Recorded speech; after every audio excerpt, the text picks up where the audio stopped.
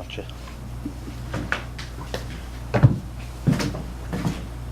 Hello, everybody. Welcome to Feature Sundays, the gentlemen of the venue on 35th Street. How's everybody feeling tonight? All right. Yeah! Good. All right. So, it's looking like quite the small crowd for a Feature Sunday, but that's okay. It's just about the sharing and the artistry. So, here we are. Feature Sundays started a little bit over a year ago as a themed open mic. It eventually turned into just a show of features with a theme. And the theme this month is the gentlemen of the venue. 2 months ago, we gave the night to the ladies, and they were fantastic. And here we are this evening to give the gentlemen their turnaround. We've got an amazing lineup of some amazing features this evening. My name's George. A couple of rules before we start. Let's all silence our cell phones. Our door tends to slam as you walk in and out, so if you need to step outside for whatever reason, let's be mindful of the door. And I think that about covers it for my features this evening. I don't have any particular order. I just kind of call you up as I feel is fit. So, first up this evening, kicking it off for us, my classmate, an amazing writer. I like to call him the venue historian, because he has to put a lot of work into the pieces that he writes, the way he writes them. He has to do a lot of research, and it's always very informative and very heartfelt, and we appreciate his writing. Let's give it up for James Bain.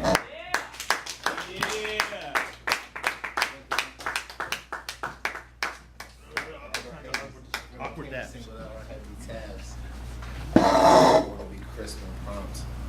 Good evening, everybody at the venue. Crowd's not really that short. Everyone will be here. People will get here. I'll be getting this first one. This is kind of a venue classic. I've had a couple of requests for this before, so here goes. Time is on our side. Yes, it is. These lines, they might rhyme, but don't take them like I'm telling you. Have you ever met a poet in his truest form? Dodge flaming arrows from evil's pharaoh wishes to perform. He speaks of legends like that movie that Tom Cruise was on. Lord of Darkness stealing horns from our black unicorns. You ever met a scribe that never was an orator, yet his plume could write a tune you'd need a chorus for? His dead freestyle laid on lab tables soaked in chloroform. Food for thought, just pick and choose what's for you, smorgasbord. I'll still be around after Gabriel blows through that horn. Beatbox with Enoch, look for white clouds to write music on. Both Rakib and Atid help me decipher truth from wrong. No need for translations, I know I'm not confusing y'all. 80s baby, grew up with Megatron. Optimus Prime, third eye open. Now I see Metatron's opulent shine. Well, that was what Hebrews called him in Tanakh before the Torah. We were all of the same people before they drew up these fake borders, and these borders are just lines drawn to divide. I'm telling you, but time is on our side. I'm telling you, I was just a little boy trying to peek around the corner. Challenger explosion, flight 847, hostage getting slaughtered. Hoodwinked, bamboozled, brainwashed, whatever you want to call it. They say we're bipolar, drug-using, lazy alcoholics, but we're pissing in our gene pool 30 years ago like toilets. Look at us like we're the problem, all the problems they taught us. Pats down demons, now half of us got student loans all on our wallets. No disrespect to honors, I'm just being honest. Forget time, I am immortal. I have inside me blood of kings. Stole those lyrics from Queen, Highlander soundtrack, know what I mean? If you don't know the story of Chris Lambert and Sean Connery, you wouldn't understand the power in my veins coursing through me. See, my era didn't need Pegasus to fly against chimeras. Lightning from Olympus, pipe bombs during Olympics, young witnessed live terror. Peers fought nemesis that we had on Genesis and Dreamcast. No wonder nowadays I found my sedatives and weed bags to get high out my damn mind. Yes, I do. But time is on our side. I tell the truth. Arcades were therapy. Black back bitch named Resident Evil. And you wonder why the evil seed resides within our people? We inject this propaganda and the media is our needle. Ever watch the movie Fallen? We are living in its sequel. A comic at the venue spit a bit about catch and release fishing. After he said that, I thought, damn, well, there is no big difference. We all swim with torn mouths, so the poetry's our muse. Pups quickly grown, tails untucked, or rather cats sitting in this room, listening, licking each other's wounds. No matter if you sing songs or play tunes, when I hear you, it's brain food. If we're on the same groove, can I get a snap if what I said was true? Thank you. Yeah. Thank you. Shout out all my friends in the building. The past 2 or 3 years, I've met some people that are just phenomenal. I live in a world which might seem imaginary to others. A place where scribes and jesters trade scriptures that needn't be tattooed on their forearms.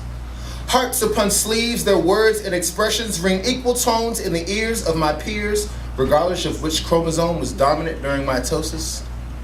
A fellowship of Barakas and Whitmans, of Kahlos and Baldwins, mosquitoes lapping the warm blood of Jack Kerouac and Sylvia Plath, barnacles stuck to the hulls of clippers named Sarah Kay and Saul Williams, sailing. Lionesses and panthers hunting, both on the same prowl for enlightened thought. We bond together away from pity and broken dreams. This genius thing of ours has no gender, just a bunch of eunuchs and lepers thrown into this cage that we call today. Self-identification through genitalia is disregarded, for we're all still trying to identify inner self. Both parties have mutual obligations with matters predestined before their own births. Queens and kings paying homage to a vestigial broke-down palace. Hermaphroditical organisms, nomads and bards on a quest for knowledge, freedom, unity, equality, and an unbiased ear. We'll do this together. Thank you.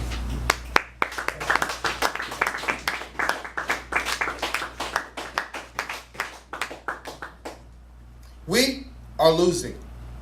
We have chemtrailed our spacious skies. No more beautiful. No more beautiful than the flat, floating, greasy raindrops atop of water, or the calcified, leaking faucets that drip these reservoirs of fluoride and zinc. Liquefied chains, I'm talking liquefied pain, liquefied brain poison lives in our veins. And you wake up and turn on the news and shake your heads. And I wake up, give $3.39 to Big Tobacco for those neatly packaged carcinogens, and I roll up to BP, of all places, and pump $20 of floating caskets and triangle folded flags into this carbon fingerprint, imprint, indent, intent, malicious against Mother Earth, exhaust pipe emissions. A poet wonders, is it worth it? Thank you.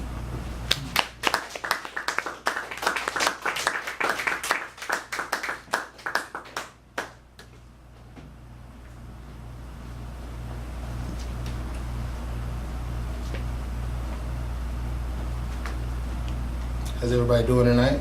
All right. Like I said, I've known these people, a lot of these people, for less than 3 years, and the bond that I share with them is more than familial. We come here, this is our church. I never plan to tell anyone that I found a new world, a utopian universe of constellations, poets, playwrights, and stardust.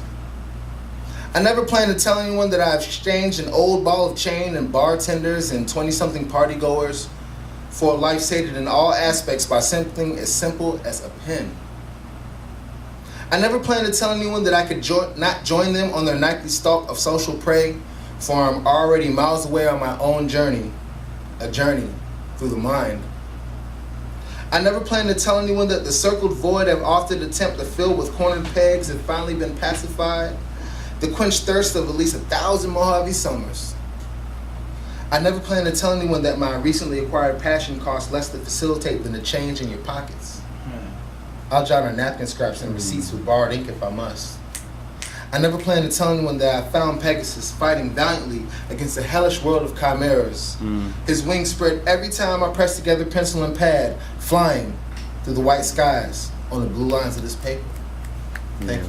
That was dope.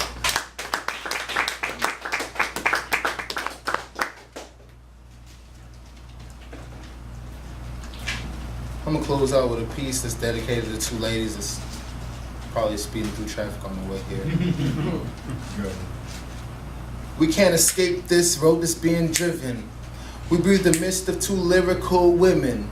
That's word to God, two lady poets on my arm. So when you see one, you'll probably see four. My girlfriend's got a girlfriend. Y-E-S. I ask, Y-E-S. Do we walk headstrong in this chaos of derailed graffiti, covered boxcars, and the banes of our pain?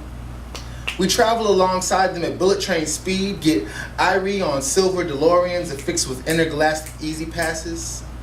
Inhale herbal remedies from their lips with a kiss. Warlocks watching two witches in a coven. They cast Wu-Tang spells over acoustics, saffron and sage into a bubbling cauldron of beatbox.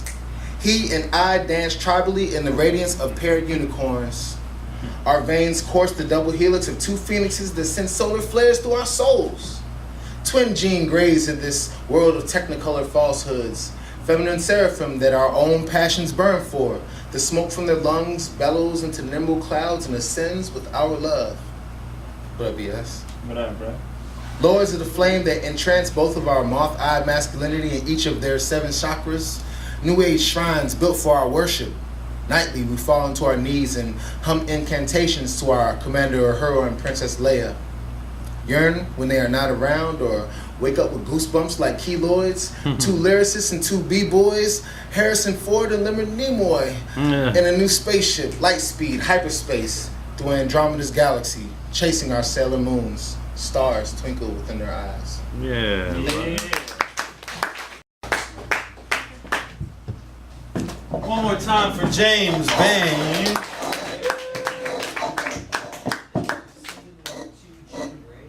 Everybody still with me? Everybody feeling good? Yeah! Let's hear it for the fellas tonight. Make some noise. Good, good, good. This is on tape, so be louder and let's pretend like we got a full house. Good job, everyone. Good job. All right. Up next on the mic, this gentleman started joining us on Thursdays, and his pen is ridiculous. He has, I hope he does it tonight. He's got a piece where he speaks as Dr. Frankenstein that I absolutely love. I just really enjoy this man's work. Please put your hands together for Tom Williams.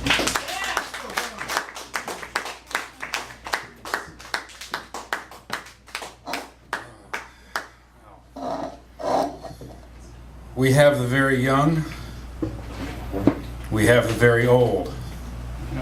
Now I propose the very middle-aged. While the very young walk with Chiron, romp with goat-footed Pan, and bounce their vanity off of mirrors. While the very old sit holding their frailty and turn their heads away from the veil that separates this world from the next. I, the king of the very middle-aged, like some great dumb chained to a pole beast in a 2-bit country circus sideshow, I stare through the mothy light at my father, shivering by the fire, at my children, leaping with heroes and monsters. Damn. So,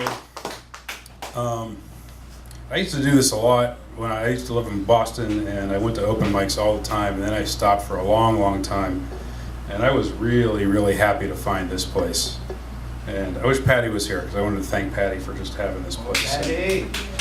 And thank George for asking me to be up here. I was really, really surprised and excited to come Thank you up for here. being here. So, I'm going to do I'm going to do 1 or 2 old things and then a whole bunch of new stuff. So, I did this a couple weeks ago. This is actually really old, but, and it's based off of a Denise Duhamel poem where she talks about a picture of the Madonna and Christ and talks about how Mary's the only smiling virgin in the world.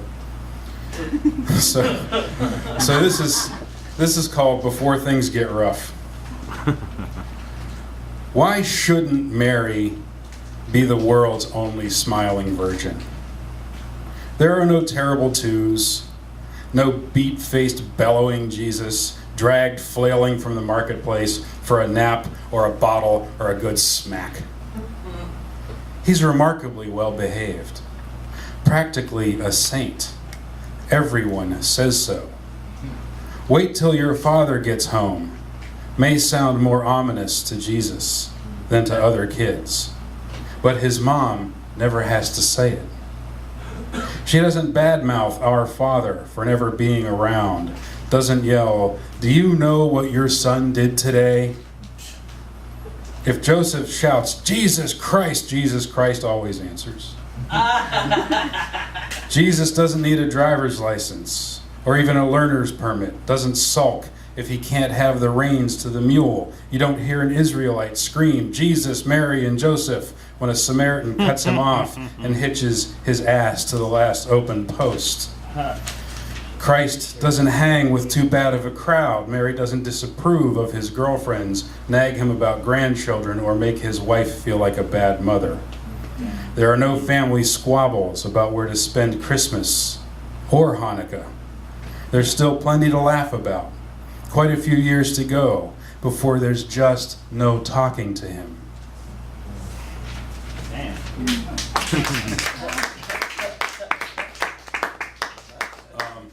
This one was, I haven't read this for a while because of the title. It has nothing to do with Robin Williams, but there was a lot of Robin Williams stuff going on, obviously. But the title was The Hanging Man, so I just kind of stayed away for a while. She scatters her version of love among her vicious offspring. They are 100-handed, many-mouthed. The child-eating husband, his consistency is rage, shatters her, pieces her together. The glue is watered down, unstable. She makes do it will hold, thinks only he can do this. The ocean brings his hypnotic cadence, tries to soothe her, claims some kind of pain-killing power, but she hates how he touches her feet. Afterwards, her brain still burns.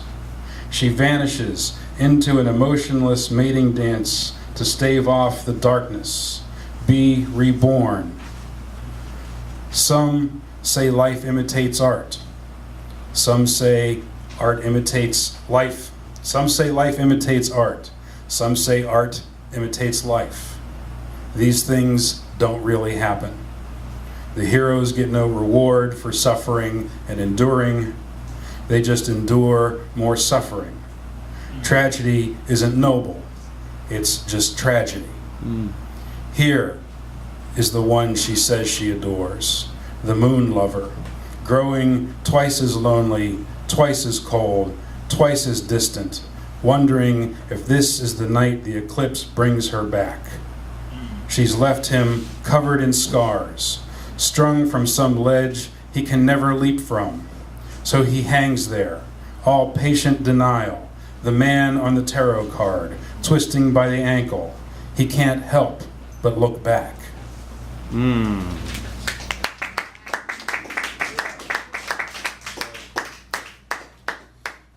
lot of love poems.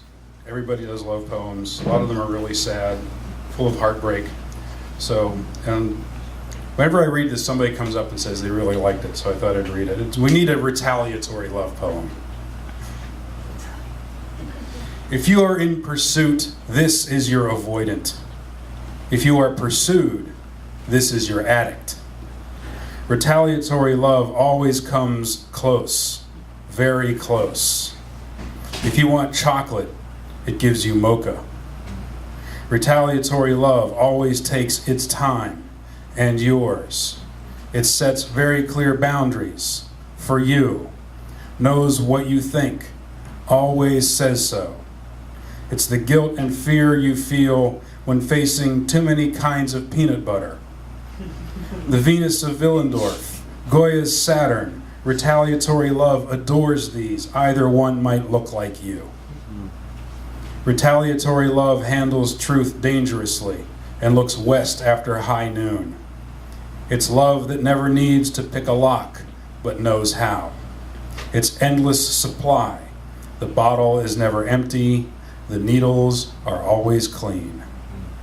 1 out of every 5 I love yous is retaliatory. It's sirens, both kinds. The one blaring its brazen song from the fire truck, promising what you think will be salvation, and the one dying for you to discover half a second too late, the rocks wandering just under the waves. Retaliatory love doesn't come with strings, but labels.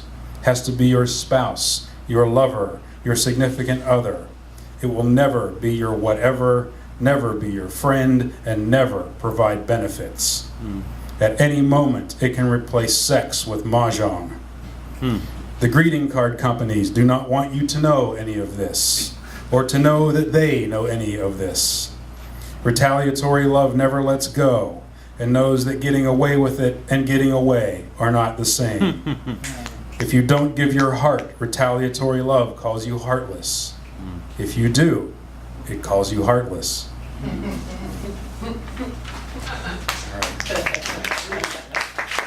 So yeah, I had to read this one for George.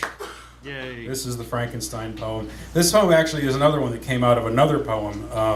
When I lived up in Boston, a friend of mine at the time, Rick McIntyre, has this great Frankenstein poem. And some of the lines actually get sort of restated in here, and it was really the kind of impetus for this whole poem. This is called Daddy Dearest. Abomination, they call you, child of lightning and clay. Mad, they call me, grave robber, ghoul. But I made you. Made you less Adam, more fallen angel. But I made you. Only Satan has his companions, fellow devils to admire, encourage him, while you are solitary, detested. I won't tell you how the sins of the Father are visited upon the Son. You will see this for yourself. When the villagers come, and they will come, all axes and pitchforks, fire and fear, they will levy against you their version of justice and the sum of their ignorance. Ignore them. Their science is the Old Testament. They believe the earth is 6,000 years old. They are petty. They worship a jealous God, a God who only deals in vengeance and death, a God who finds he can't mark you as the horror that had no room in Eden. Only I can do that.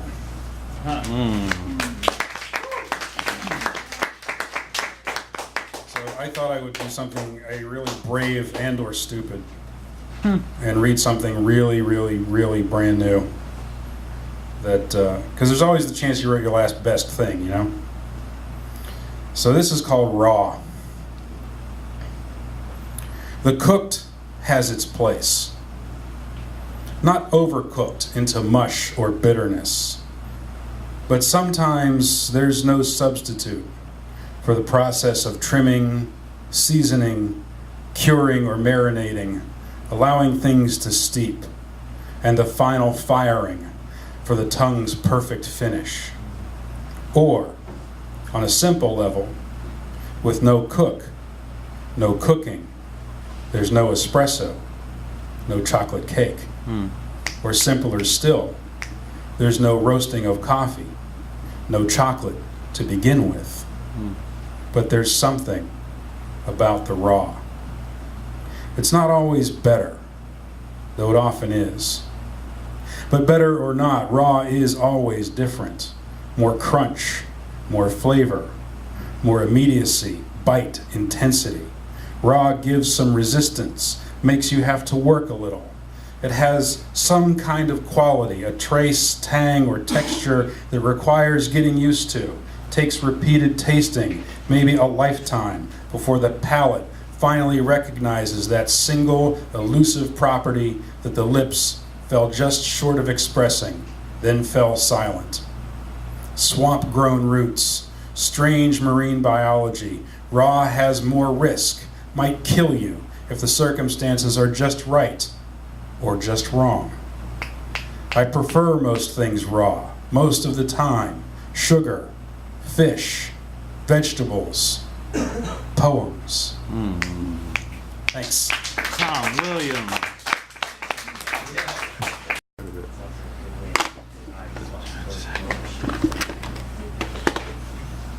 All right, one more time for Tom Williams, everybody. Yeah. All right. Everybody still with me? Yeah. Everybody have a good evening? All right. Who's ready to have a good laugh? Everybody ready to have a good laugh? Yeah. All right, our next performer is guaranteed to deliver that. Please put your hands together for my friend, my brother, Joel Palila.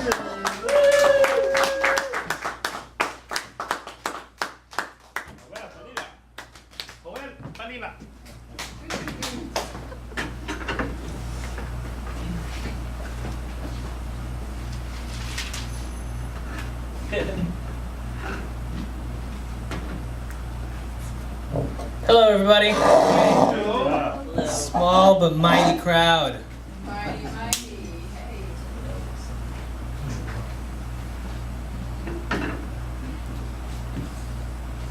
If I could be the reason your hair's a mess, the bass drum beating way down deep in your chest.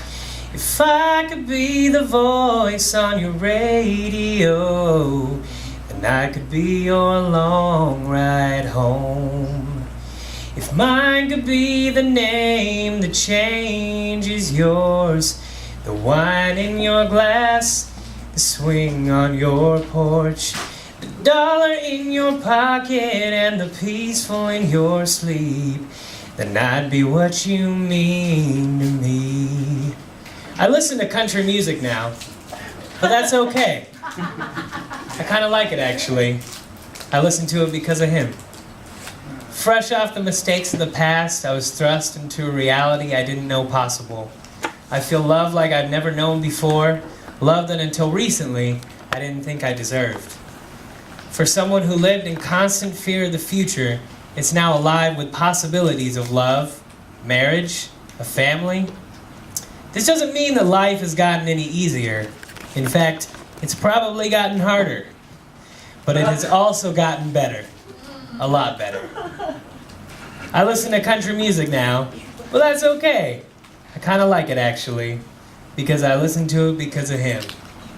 Standing here, watching you, turning every head in this crowded room, the lights down low, dancing slow. Well, if falling's how you feel, and perfect's what you see, then I'd be what you mean to me.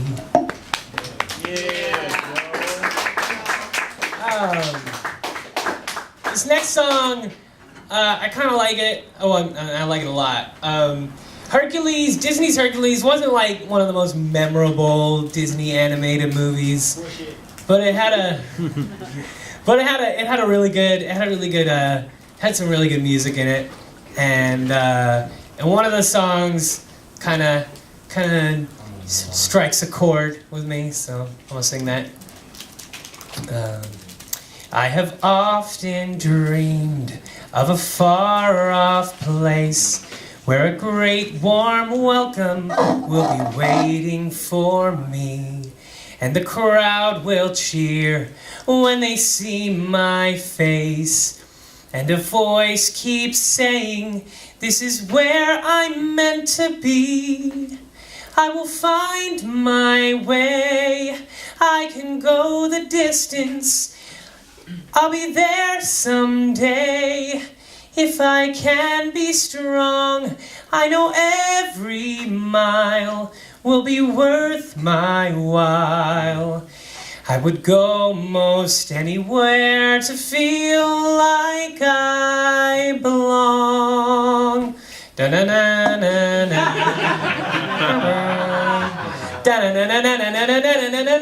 am on my way.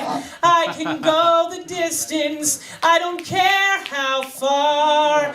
Somehow I'll be strong. I know every mile will be worth my while. I would go most anywhere to find where I belong.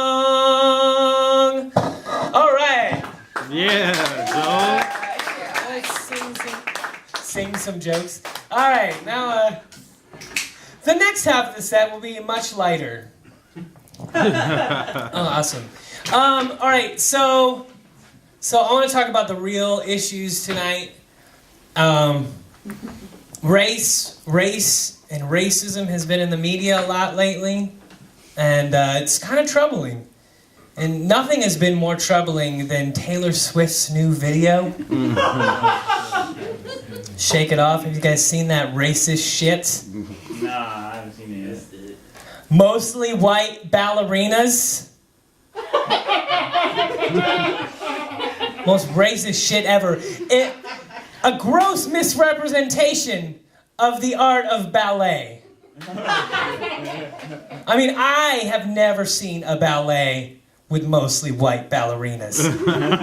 Has anybody seen a ballet with mostly white ballerinas? Because if you have, you're racist. There was a brown ballerina. I saw her. It was probably proportionally accurate. No! Mostly white ballerinas is racist. Because the play is gonna play. It gets in your head. Taylor Swift songs get in your head, and then you can't stop singing them, and then you start having racist thoughts. It's a vicious cycle. You know, and we need to talk about the real issues.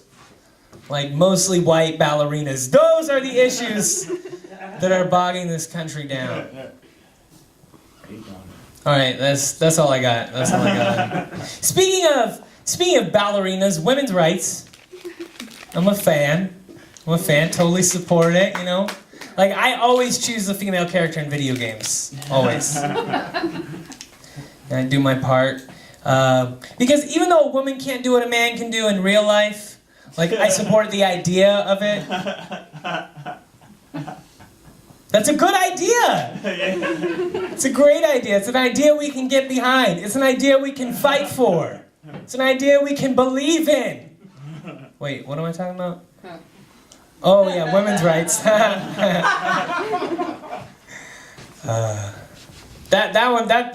end is for me. I know it's too mean, but I like doing it anyway.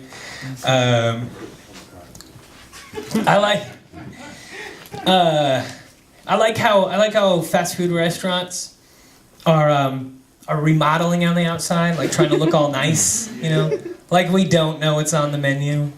You know, like it may look good on the surface, but we all know what's underneath, right? A bunch of shitty cheeseburgers. Like it's kind of like a big girl taking a selfie at an angle. Like it may look good on the surface, but we all know what's underneath. A bunch of shitty cheeseburgers. See, that joke is funny like that. Last month at the Funny Bone, I omitted the first part where I talk about how I relate it to fast food restaurants. Looking good on the surface, you know, shitty cheeseburgers. I just went straight into the big selfie with big girl selfies.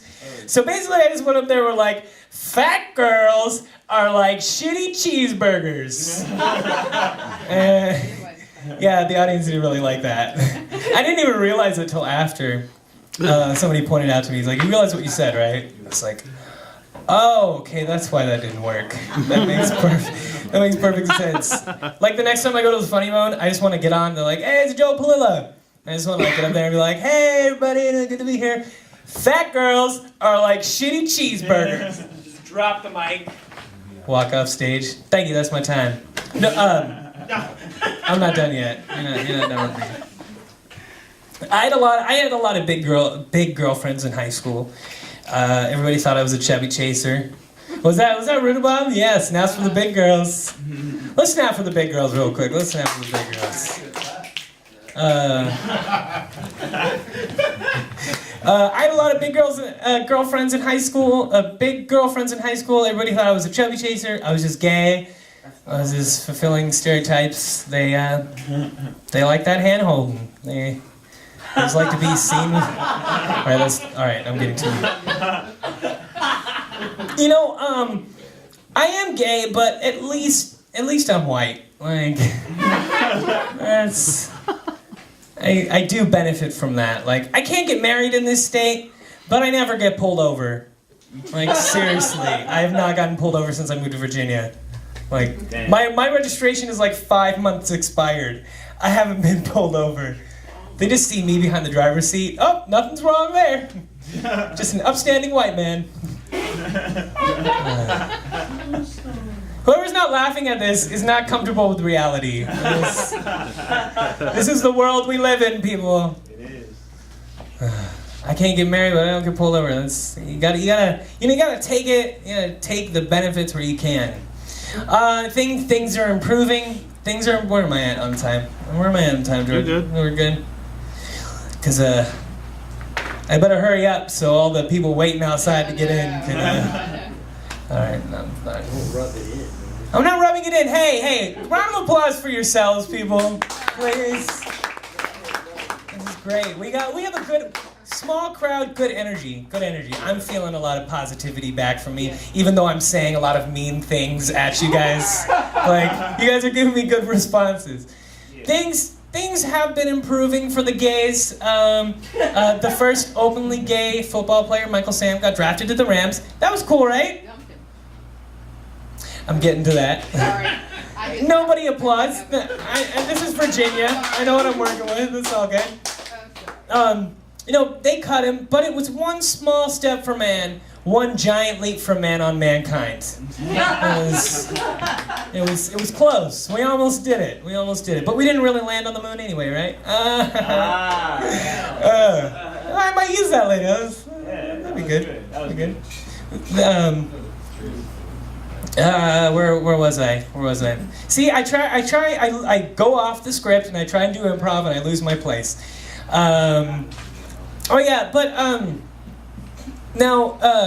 For some reason, ESPN decided to play the clip of him kissing his boyfriend, like, over and over and over again. Like, who was behind this? The one gay guy that works at ESPN? Like, the red states will pay! Fuck you, Dad, I know you're watching the draft! Take that one to church, Christians! Yeah, I don't know. I'm not gonna go into the one where the second half of this joke is where I rail on Michael Sam's boyfriend being white, because gay interracial dating is a degradation of American society. But I'm not in the mood to. I don't really believe it, because I support gay interracial dating. That's cool. Wow, I am totally in control of the energy in here, and I killed it. All right, last thing before I go. So my dad decided to Google my Twitter account and Google my name, read my Twitter posts, and find out that I have a boyfriend. Like, I mean, that's not that big of a deal, but I wasn't gonna tell him yet because I wasn't sure how to approach the subject. Cause like he's like super Mormon, like 1,000 wives in heaven, own planet, like he's about that life. So now I've just been fucking with him on Twitter. Like, my boyfriend's a sexy man. Hashtag hi dad. Just watch some quality gay porn. Hashtag hi dad. Just watch a RuPaul's Drag Race marathon. Hashtag hi dad. Hashtag get the fuck over it. Hashtag I love you. All right, thank you very much. I'm Joe Palilla. Have a good night. Give it up for your gentleman and George. One more time for Joel Palilla, everybody. All right, who's ready for their next performer? Yeah. I call this gentleman the venue's resident magician, except he's the only magician I know. So please put your hands together for the hilarious and remarkably talented Mr. Joseph DePaul.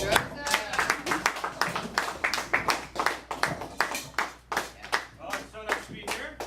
Okay. Yeah. Don't stop. Don't. Yeah, it's true. Every now and again, I get introduced the same way. It's like the greatest comedy magician I know, and I'm like, I'm the only one.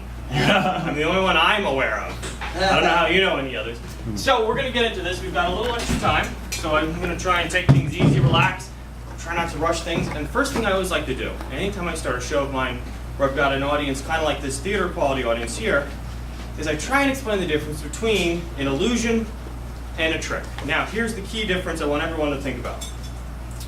An illusion is something that fools the eye, and a trick is what you find on Jefferson Ave in Newport News. Rudy Bob is clapping because he knows what I'm talking about. We've all seen him there. But what I'm going to do here is but the key. Oh. Now, despite those key differences, what I am going to show you is probably one of my favorite illusions of all time. Now, as you're seeing me put this together, this is not some sort of hypnosis trick or anything like that. I'm not going to try and make you guys all cluck like a chicken or anything ridiculous like that. This is one of those truly classic illusions that will fool your eye or make your brain think you're looking at something that isn't really there. This is a perfect illusion, so old I believe it was Aristotle was the one who found this. Not the power tool. That was, I think, I believe that was Bob Vila. But all you guys need to do is look directly into the center of the spiral as it turns. Again, you don't have to stare. You are more than happy to blink. You're more than welcome to blink. You look directly into the center of the spiral. Most important thing to do is not look away. You're going to see kind of that strange animation right there in the center. That's exactly what you want. You want that kind of tunnel vision as you're looking at it. What I'm going to do, ladies and gentlemen, is I'm going to count down from 10. And when I tell you to, but not before, I want you guys to look directly at my face. Are you ready? Here we go. 10, 9, 8, comes after 8, 7, 6, stay focused, 5, listen to the sound of my voice, 4, women say the sound of my voice is soothing, 3, when they're drunk, 2, 1, now look directly at my face. That's crazy. Is it working or am I standing here like a big doofus? No, What's happening? It's working. What's happening? What happened? Face is getting bigger. My face. Imagine if I did that right before, like I had no pants on. This is the ultimate tool of foreplay. Hey, honey, stare at this for a while. Now, we're gonna get right into this. I've got a couple things I want to use for you guys tonight. One very special thing. But first, I'm gonna need someone to help me out. Not necessarily anyone's gonna have to go on stage or anything like that, but I'm gonna borrow something rather personal, rather important. Who is there? A young lady in the audience who's got a ring of any kind of value. You have one? Yeah, Wonderful. What now? Where is it from? Where did you get it? my friend.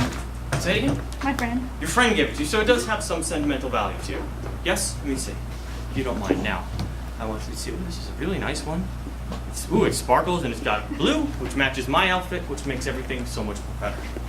Now I'm going to take the ring, we're going to place it underneath the handkerchief, just like this. And you can feel, right there, you can feel the ring. Right there, yes? And you can see the ring. All that kind of good stuff. Now what I'm going to do is I'm going to use this hammer and smash it. But do not worry, because this is the silk of invincibility. There's no match for the hammer of doom.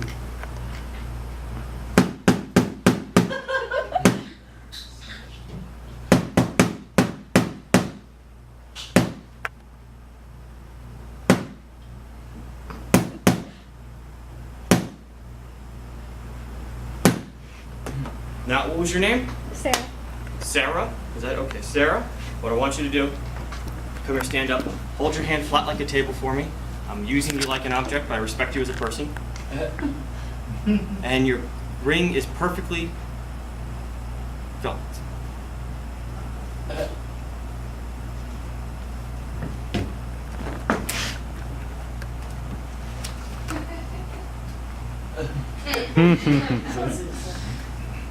Oh. Yeah, okay. That's the silk of invisibility. not invincibility. I don't know how that trick works. Yeah, it's gone. Oh, I could have done that one. Okay, so we're gonna try something a little bit different. I will get your ring back. Absolutely, I will get your ring back. We're gonna do it the old-fashioned way. I'm gonna start a collection. Though I'm gonna pass this around for Sarah's new ring, kind of like church, right? I'll get things started. I will actually start things. I have a bucket here. This is like my collection plate. I actually got it from one of the local bars over on Collie. Don't tell them. They don't know yet. Now this is be fun because this is how we're going to start a collection for. Was it? Sarah. Sarah. Was the ring expensive?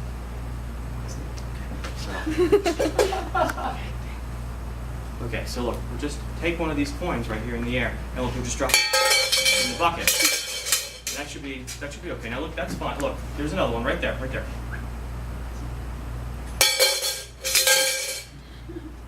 Now, just in case you're wondering, there's a few of them around here. I know venues a little fun. Just look right here. There's another. There's another right there. Just kind of catch. There it is. Just like that. Let's see now. Sarah, do you see that one right in front of you? Right here. Here it is. Right here. Right here. Right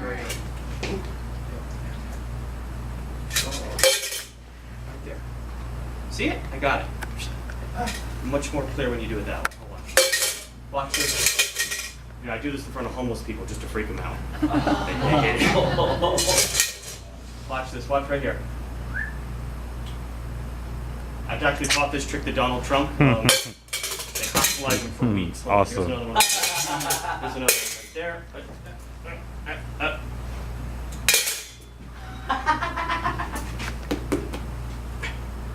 Whoa. It's a lemon. Oh, hell no. It's a lemon, yeah. It's kind of like a metaphor for my act right now. Now, in case people were wondering, absolutely all of them very, very, very much real, as you can see. Now, here's the best part. Here, you can see? Yes? Yeah. Very good. Cool. Now, you right there, do me a favor. There's a coin in front of you. I want you to grab the coin. I want you to grab a coin and I want you to throw it in the bucket. Grab a coin, and throw it in the bucket. Oh, that was pretty good. Nice. Let's see what else we can. Some water. There we go. Pen. Daryl's head. That's empty. Let's see. You, sir. I see a coin. Grab a coin. No, you can keep that. It's all yours. That's all yours. You have to grab a coin. Throw. Oh, good. Let's see here. We got a few others. Let's see here. CJ, I think CJ's got a coin. Let's see. Right here. There it is. See? Right there. Let's see here. So you got one. Ah, behind me here. Just like that. Let's see here. Now, I think I see another one. This one's just right here on the table. See? Just like that. Let's see. Right here in the flexible socket. There's another one. Let's see here. Who else? Let's see here. You lady with the glasses. I want you to grab a coin. Grab a coin. Grab it and throw. You missed. It's okay. It's over here. Daryl, would you do me a favor? Can you join me on stage? Give Daryl a nice round of applause. It's Darrell. I keep doing it, don't I? Yeah, I do. I keep it okay. I want you to stand right here. Now, here's the question I have for you. Have you ever seen this much money before in your life? Yes. I've seen a bit more than that. You 1% son of a... Yeah, okay, hold on. There's another. Check. I want you to reach out, and grab a coin, reach out and grab a coin with your hand, with your right hand. Hold on to it. All right, bring it back, right here. Hold tight, hold it over the bucket, On the count of 3, I want you to let go. You ready? 1, 2, 3, let go. Both of them.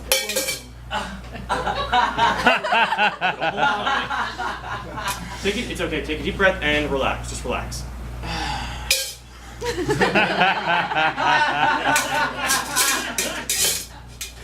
That was nice. I don't want that one back. Here's what I want you to hold on to the bucket. Look straight ahead. Look straight ahead of the whole audience and look. Just check this out. Look down. Close your eyes. Blow. Give him a nice round of applause. Yay. Good. Okay. I think that's enough. This is $11. Oh. Oh. Was that? Did that ring have like serious sentimental value to it? Like was it really? It was really like. Really?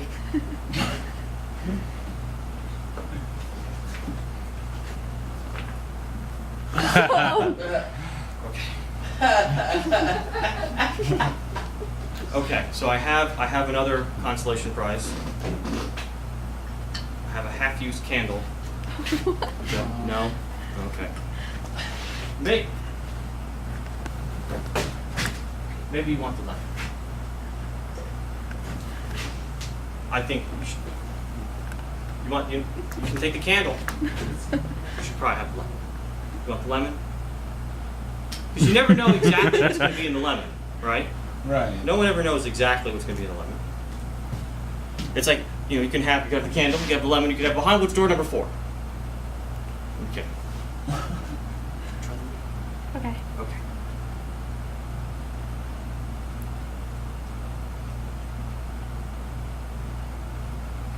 That's just the strangest part about this whole thing is you never know exactly what's in the lemon, right? Darrell? Exactly. I'm going to get that name right, I swear. You got it. There's no... I did. You got it. I'm done. Good night. Just gotta maintain it. Just gotta make, yeah. Now you're starting to sound like my girlfriend. Gotta maintain. Because you don't know exactly.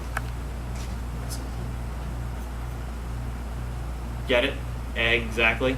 That was the longest way to go for a pun in the universe. Now, here's the thing. You never know exactly what's in the egg, right, Sam? Right? So hold your hands out. Hold your hands out.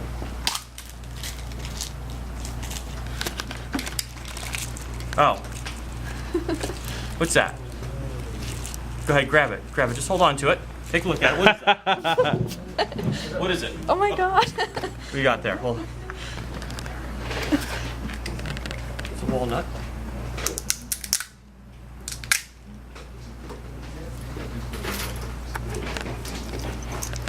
Now, if this is your ring inside the walnut, the one thing I want you to say is, "Oh my God, that's the sexiest thing I've ever seen in my life." Oh my god, that's the sexiest thing I've seen. There you go.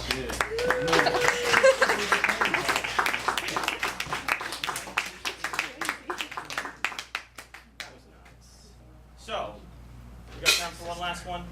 Like a really quick last one? Yeah. And we're out of here. This was fun. I was glad I got together. So I was a little pressed for time. Usually, I do my best to try and be as funny as I can and entertaining as I can during an act.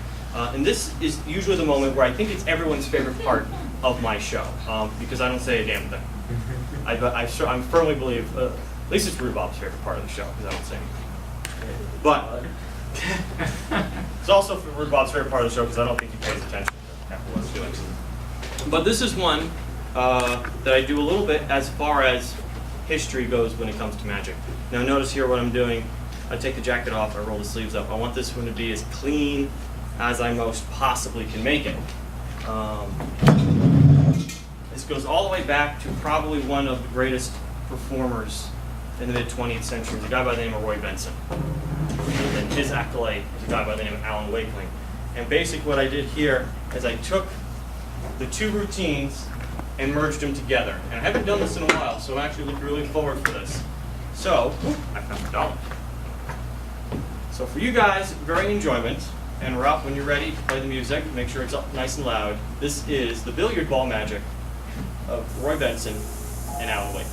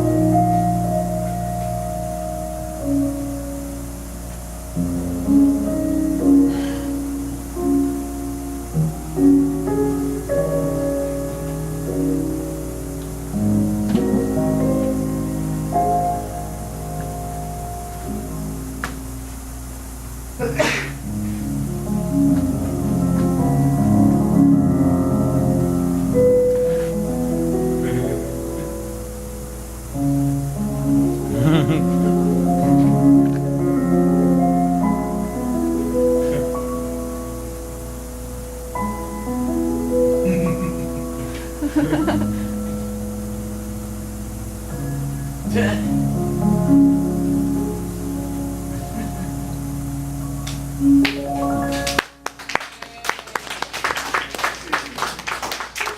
make sure you turn the music off so their song just come up. Well, guys, I appreciate it. I hope you enjoyed this as much as I did performing it. Thank you very much. Thank you, Joseph. One more time for Joseph DePaul, everybody. Yeah. So everybody in here knows who I am. My name's George. There's parts of my life that I kind of tend to keep to myself, and I've been attending these meetings lately called Hopeless Romantics Anonymous. I have a tendency to fall in love as easily as breathing, and it doesn't always serve me well. So this isn't the first time I've attended these meetings, but I stopped going. And now I've come back because there's this girl. At least I think she's a girl. Honestly, I'm not quite sure she's even human, because now that I think about it, I don't recall ever seeing her feet touch the ground. There's this cushion of air that exists somewhere between the earth and the soles of her feet. She doesn't walk, she hovers. I'm sure of it. This girl has sonnets in her smile, limericks in her laughter, moves quick like haiku with soliloquies in her footsteps. She lives her life in free verse. She is a masterpiece if I ever knew one. No canvas worthy of her image. I keep her paintings hanging from the insides of my eyelids. This girl has the curves of a handcrafted mandolin, and I'd strum her till she produced the perfect song or cried out the sweetest melody. My God, this girl is a walking wet dream I have while wide awake. This girl is in my thoughts like breathing is. Natural, subconscious, continuous. And this girl has no idea that I exist. But she came into my life like a resolution, a welcome change of pace to a familiar outlook. She smelled of fresh starts and adventures, exciting and alluring, a celestially created sort of chemistry. She's got me looking up our zodiac compatibility, and with every glance into her, I see a little me. It's crazy how alike we are. The two of us perfectly out of place, like tulips in October, fireworks in April, mistletoe on the 4th of July. She is my favorite holiday, circled in bright red on the calendar of our story. And I would melt away her winters, spring into action to bring the warmth of summer to the sum of her parts, because getting to know her has me married to autumn. I mean, I'm bound to fall. But these feelings aren't seasonal, and she draws me closer to her with every new moon. And like I said, relationships don't work for me. So rather than tell her how I feel, I started coming to these meetings. But it gets harder and harder to keep the feelings inside. And what I said to her was, I am absolutely, positively, 100% head over heels in like with you. I like you like crazy. You are the like of my life, and life is like a box of chocolates, so you never know what we might get. I like you like a Facebook status. I'm giving you the thumbs up. Get it, baby? Facebook status, thumbs up. Hell, I like you like Valley girls like to say like, and I mean, that's like awesome. I like you a whole lot of bunches of oodles and oodles of tons. I like you so much that liking you made me forget how much I like my chocolate milk. And if you know me, like I know that you know me, then you know that I really, really like chocolate milk. So that shit's like serious. I like you the way the sun likes to warm the beach, the way stars like to decorate the sky, the way the moon likes to tug on the ocean. But you're much too sweet and pretty to be anything like the cold pale moon, so I like to think that if you were a heavenly body, instead of just having a heavenly body, that you would be a red star going supernova, a billion light years away, casting cosmic fairy dust into my atmosphere as I fall into your orbit. What I'm saying is, I'd like to revolve around you. I'd like to fall into you like you were a swimming pool full of all the things I like the most. I like you like waves, like boats, like Eskimos, like coats. I like you like I like hot butter on my breakfast toast. Good morning. What I'd like to wake up to. I'd like to be the man in your life, and I'd like to build a life together. And maybe, just maybe, I like you a little bit too much, but maybe, just maybe, that's okay this time. And maybe all this like is beginning to like tiptoe into the arenas of love, but honestly, I'd like that too. So after all that, she says, you know what you should do? You should write a poem about it. And when she said you should write a poem about me, she might as well have commanded me to enter her confessional, drop hard to my knees, and begin disclosing all the secrets I'd been keeping perched precariously on the tip of my tongue. With one sentence, it was like she reached down my gullet into the furthest dungeons of my stomach and flung open the cell door.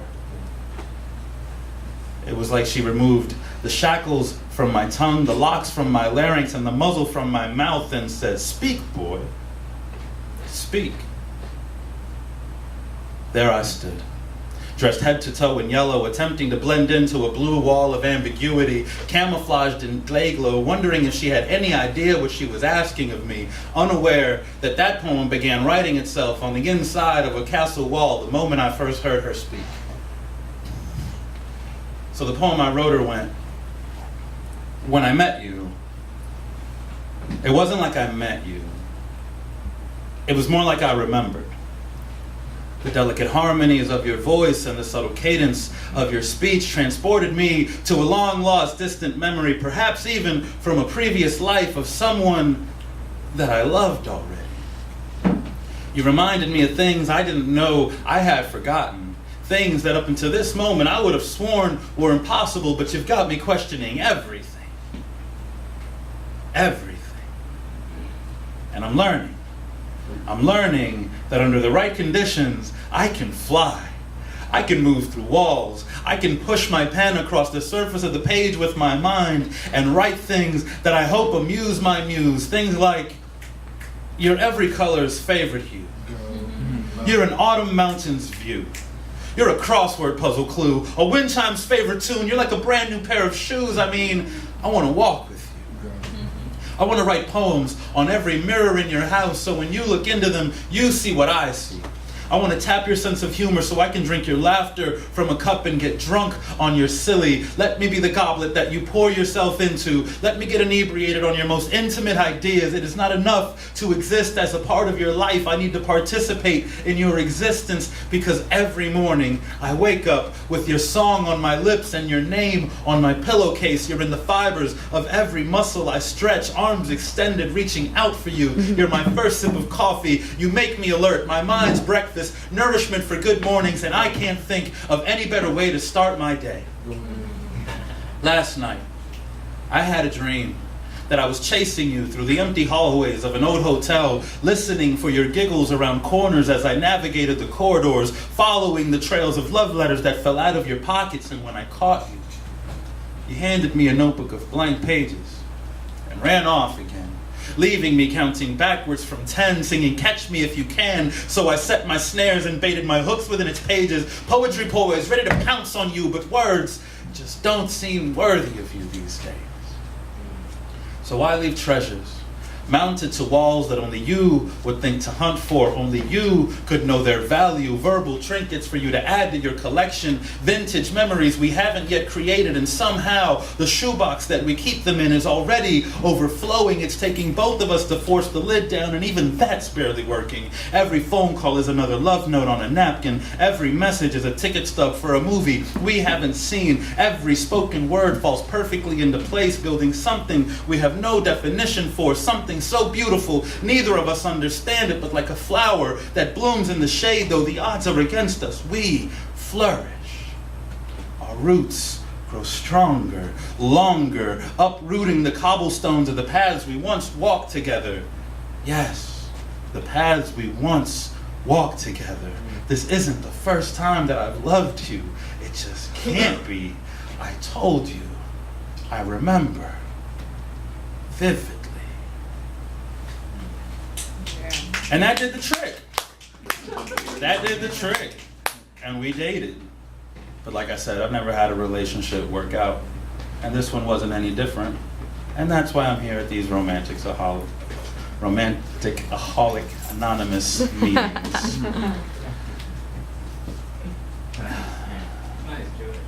I loved her. I loved her very much.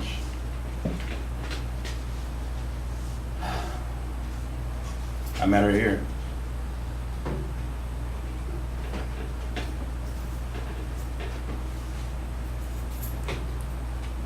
I really loved her. Like a fairy tale. I, your Prince Valiant, released you from your tower of discontent. I washed away your witches, I defeated all your dragons, I gobbled up your goblins. You said I was your hero.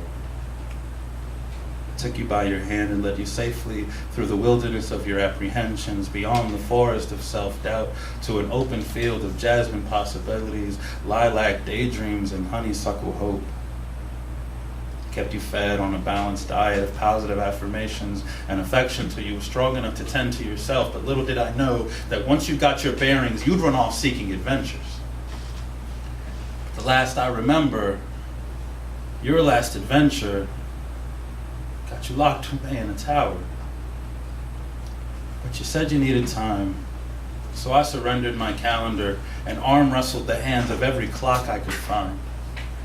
You said you needed space, so I sent you on an all-expense-paid tour of the galaxy, but even on a road trip through the cosmos, you complained about the potholes. You never were satisfied. And I knew this. Even still, I carried a slow-burning lantern along the rings of Saturn, dripping beads of wax, hoping to create a constellation you'd be happy with. I treated you like you were my most current breath, so much more precious than my last, with the knowledge that each breath could be my last. I cherished you. I kept you exalted, catching crooks in my neck every time I tried to peek at you perched so perfectly on that pedestal I placed you on. So blinded by your glare that I didn't even notice when you fell, and still caught you just in time to no longer recognize what I was saving. I should have let you hit the ground. I should have let you hurt yourself. In the end, we both would have been better off. But instead, you sailed off into the tangerine sunset, eager to explore what you might be missing. I stood on the banks of the river disappointment, watching you shrink slowly into the horizon as you set course toward your theoretical bold new life without a care in the world. But Her Majesty's ship left quite awake. You left me with an unorganized pile of unanswered questions, illegibly sprawled across soiled napkins, scraps of paper, and bubblegum wrappers. You left so abruptly that your perfume hung in the air and your footprints remained in my carpet for days. You left a steamy handprint on my bathroom mirror, the impression of your head on my pillowcase, your goodbye in my ears, and this infernal stack of questions in my hands. While you spread your wings, mine were clipped, rendering me flightless in a clumsy, tumbling free fall. You left me sleeping on your side of the bed just to make it feel less empty. Our picture still in its frame, a reminder of what you chose to sail away from. You left me with my heart in my hands, my love on display, and my proposal on my lips. You left me alone, still clutching this chaotic stack of questions, struggling to keep it together as it wrestled with the very wind that filled your sails. 2 arms, frail from the lack of your embrace, hopelessly holding them against the hollow of my chest until one violent gust ripped them from my grip, sending them swirling all around me, and it was enough to make me contemplate the existence of serenity on the edge of a razor blade. Congratulations! Almost broke me.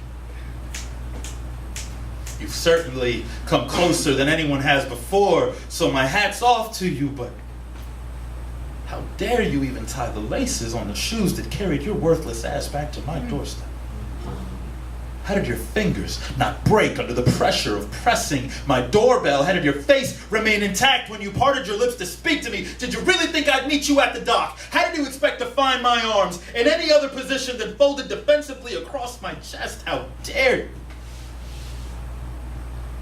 I've heard whispers of your misadventures on the other side of the fence. The very wind that carried you away carried word back to me that you never did find what you were looking for. So now I guess you've got a new map that reads, your X marks the spot. Well, I'm not sure what you're looking for now, and I'm not sure you are either.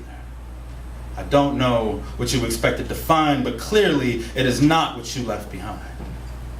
Because I stood on that riverbank, anxiously awaiting your return, watching the tides rise and fall in unison with my broken breaths until I sank shin deep into its mud.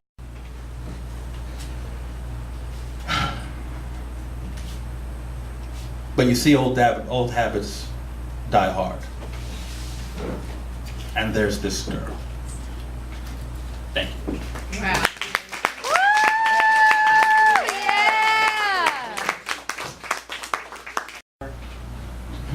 We'll see what it's grown into, you know? I was going to record myself, but I don't feel like I'm recording. all that. Who's recording? I am. Jeez, I might hit you up for that. Alright, there's no alcohol in this. I'm just what it's just tea. Try some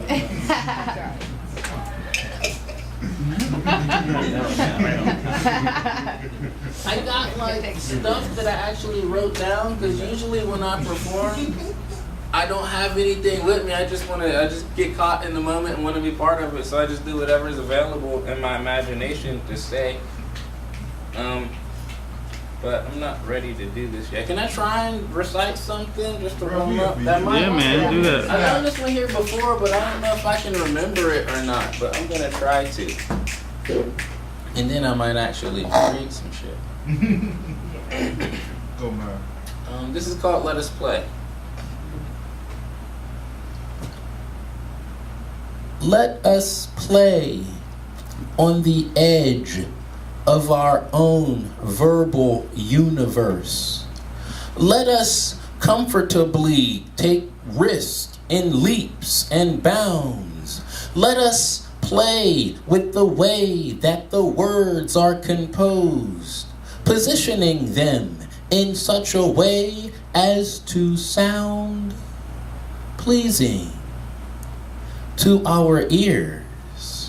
And once our ears are pleased, then we can play these verbal games together. We play games. I mean games because, after all, does it really even matter what we're trying to say?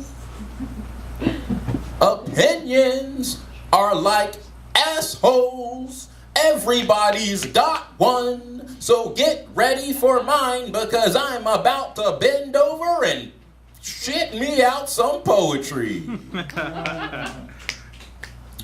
Let our signatures be the marks that echo throughout history. Let the voices of our souls leave stains on history's sacred halls like Tagger spray on the walls of parking lot garages. Let us play on the edge of our own verbal universe, comfortably taking risks and leaps and bounds. Let us celebrate this game for the way that it sounds. Let us become sculptors of words in the fashion of a Renaissance idealist, our poems forever displayed on sheets of marble. Let our creative nonsense rival against even eternal commandments that are carved in stone. But most of all, let us not lose our love for the exceptional composition of that what sounds pleasing to the ears. Because after all, does it really even matter what we're trying to say? Or is it all just a verbal game that we play? If I had it my way, I'd say, let's play. Let us play with the way that the words are composed. Let us become composers of composition, striking on words like chords on a keyboard. Do they not resonate just as musically, just as pleasing to the ear? Let us play. Let us play. For I've seen the coin on both sides, and believe me when I say that sometimes a word can be worth 1,000 pictures. Yeah. Let us play. I might actually forgot a little bit of that, man. I'm trying to go over my Rolodex of shit to try and think of stuff that, like, you know, fits into the gentleman of the venue, man. And I was able to come up with a few things, man. This one is Last of the Great Mighty Nice Guys, I believe is what I originally called it. It's morphed into the Nice Guy one, I think is what it's called now. That's usually how most people identify with it. I think I've done this one enough times to remember it too, man. Now I might have to break out my book before I'm done with all this, man. This is called Last of the Great Mighty Nice Guys. Well, here it goes.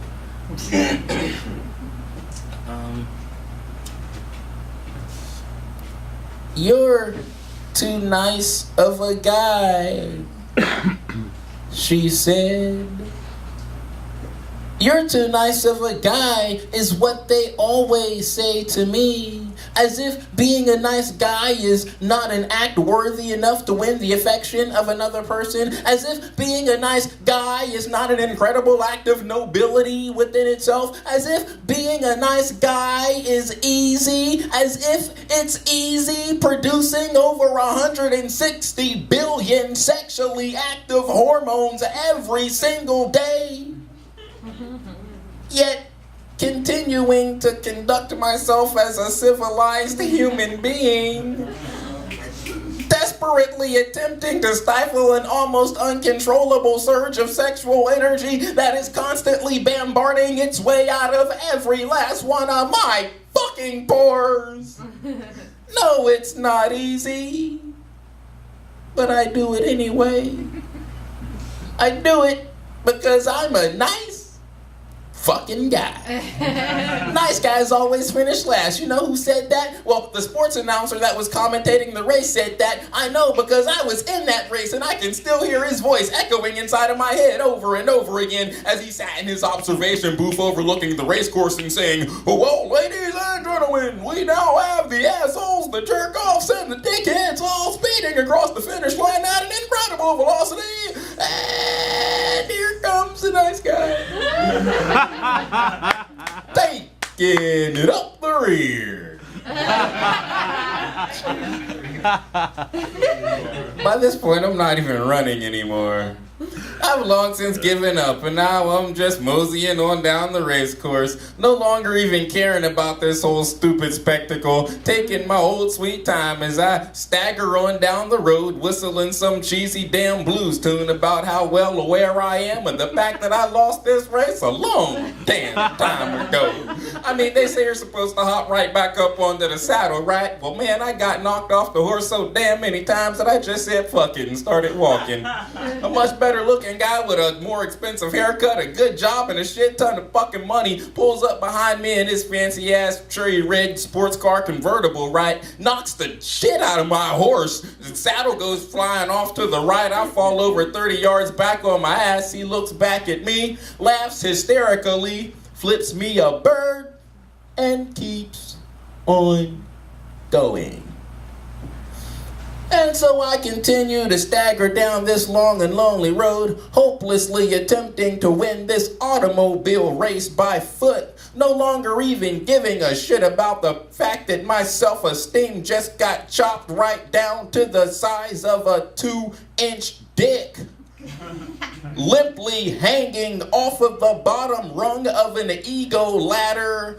But do you think that I let this bother me? Do you honestly think that I let this concern myself? Why, no, sir, I do believe I don't, because I'm me, damn it, last of the great mighty nice guys, and I refuse to continue to repeat the suicidal act of willingly propping my ass up in front of a dartboard so that these good-looking, high self-esteem having, egotistical, conceited, horny-ass, perverted, self-consumed, macho fucking jerks can use me as target practice.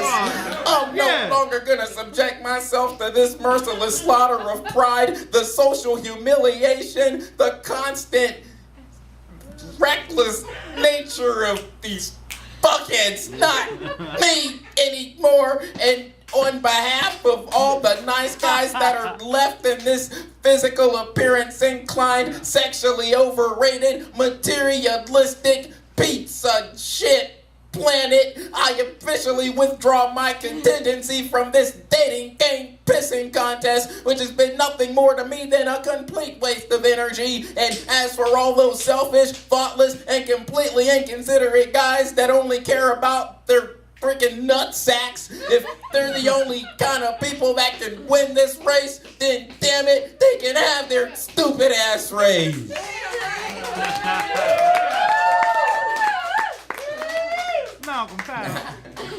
As for me, I'm just gonna hop right back up onto my saddle. Me and my mangly ass looking horse are gonna trot our way off the side of this road, waddle off behind some bush, jerk each other off.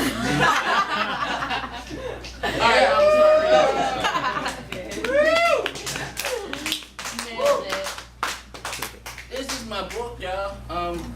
I think that one's in the book. I can't remember, man. It is. It is? Yeah. Hey Malcolm, where can you buy that book? I forgot, man. What, You can go on like Amazon.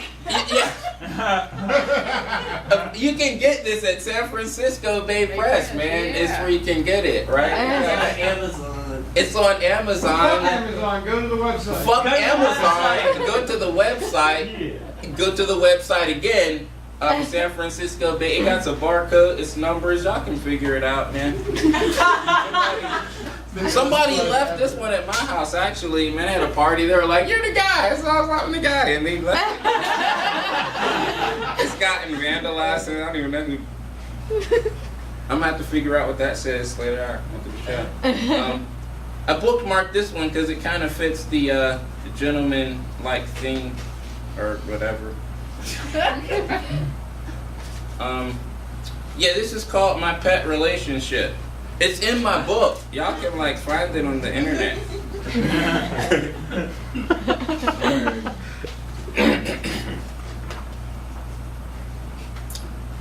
So, my ex-girlfriend said that I like to meet people, right? But I don't like to make friends. And I gotta give her credit, man, because that's probably the most insightful criticism that I ever heard anyone make towards me. However, as insightful as it may be, I'm still not quite 100% convinced of its accuracy. I guess a more correct statement would be that I do in fact like to make friends. It's just relationships that I don't like. I mean, relationships are like dogs, man. They just require too much attention.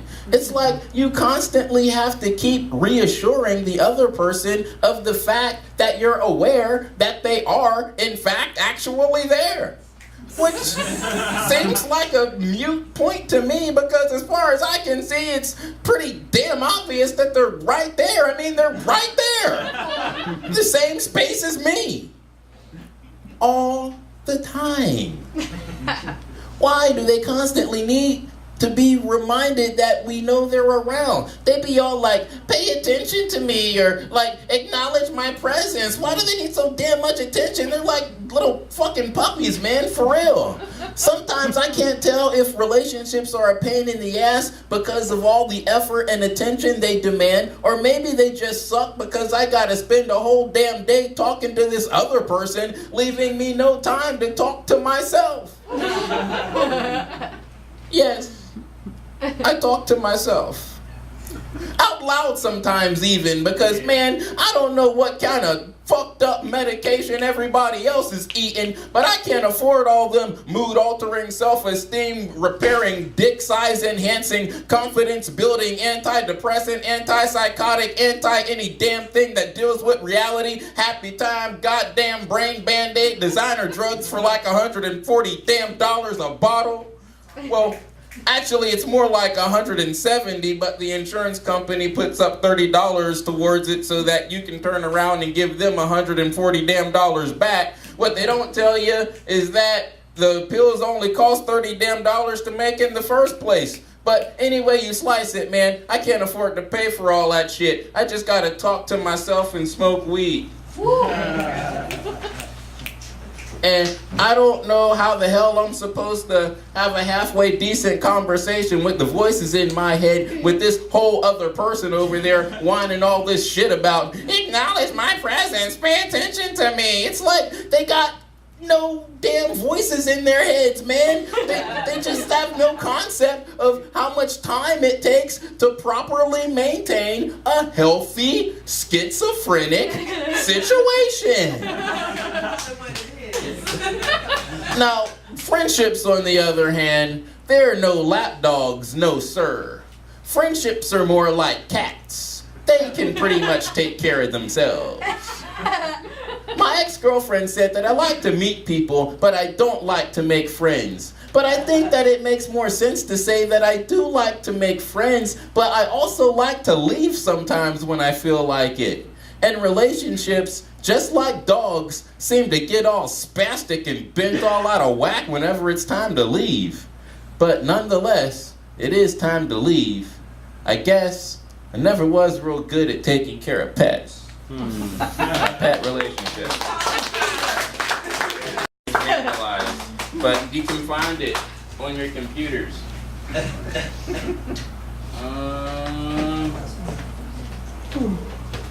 This is one that I found. Can I sit down? Is it cool? Sure. Yeah, do it. I swear there ain't no alcohol in this, man.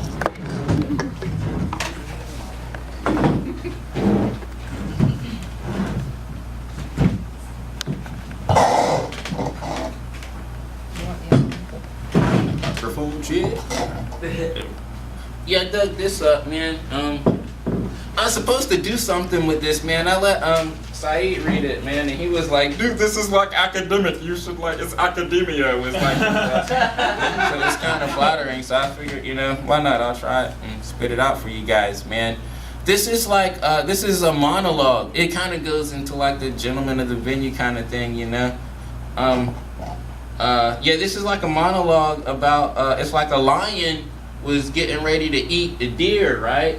And the lion had to say, this is what the lion was saying and what it was thinking before it gets ready to eat the deer, because it's like kind of conflicted with itself or whatever. So appropriately enough, it's called What the Lion Said to the Deer Right Before He Ate Her.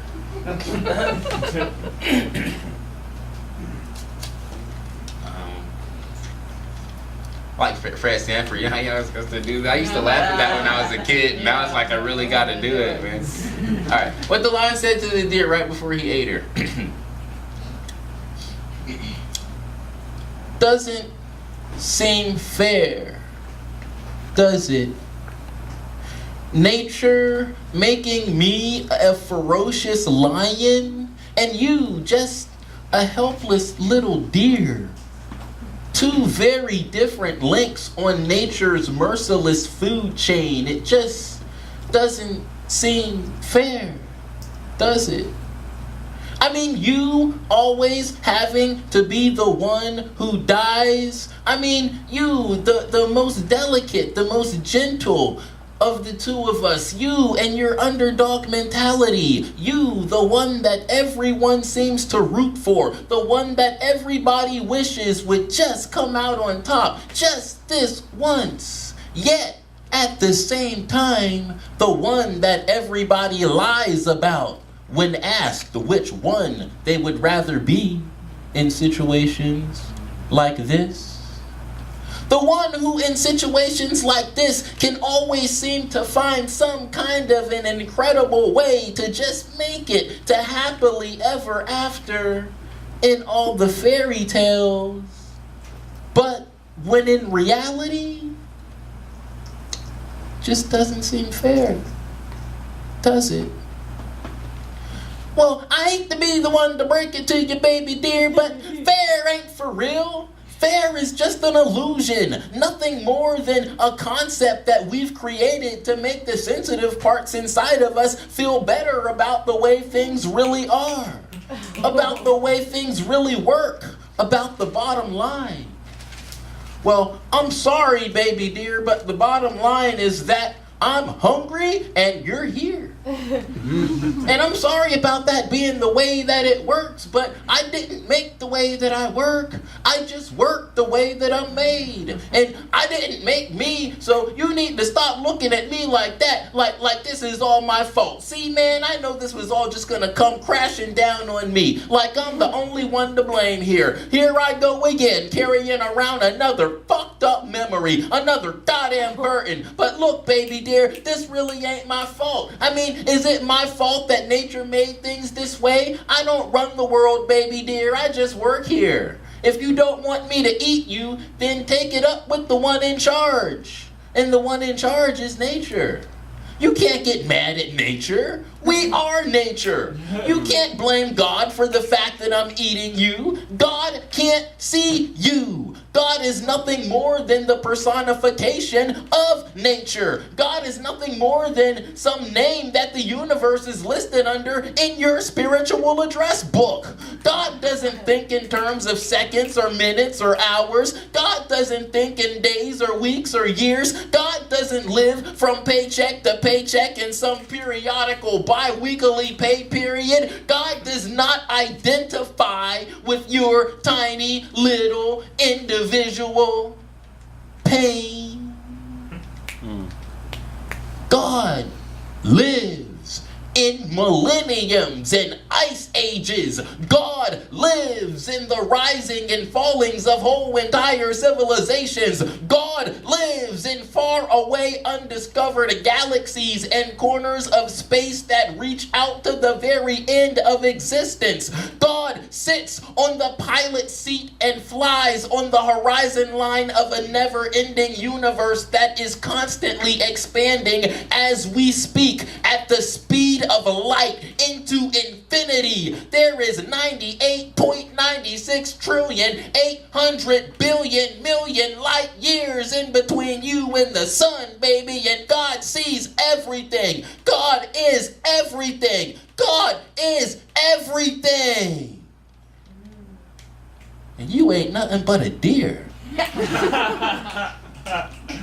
God can't hear your desperate cries for mercy. God don't care about what's fair and what's not. The same God that you pray to, the same God that you beg for mercy, the same God that you cry out to with the impossible hope that he might come down to aid you in your time of agony, with the impossible hope that he might come down to help ease the almost unbearable amounts of pain and suffering that I'm about to inflict upon you. The same God that you thought loved you, the same God that you thought cared about you, the same God that you cry out to, the same God that you ask, why do you let me feel this hurt? Why do you let me feel this pain? Why don't you come down and end my suffering? Why don't you save me from the monster? Why don't you save me from the monster? Well, guess what, baby dear? God made monsters too. So don't you go lying in the dirt, all crying and all hurt. Don't you go pulling this poor and unfortunate underdog shit with me, because I already know how you feel. I know that you're scared. I know that this hurts. I know you're in pain. I know how you feel. But what about me? What about how I feel? Do you honestly think that this is something that I enjoy? You honestly think that this is something that I like to do? Do you really think that I want to break open your chest and rip out your heart with my claws and tear it apart with my fangs and steal your soul and consume your spirit, leaving you hurt, heartbroken, and dying, a corpse, an empty, lifeless shell of something that was once happy, something that was once beautiful, something that was once alive?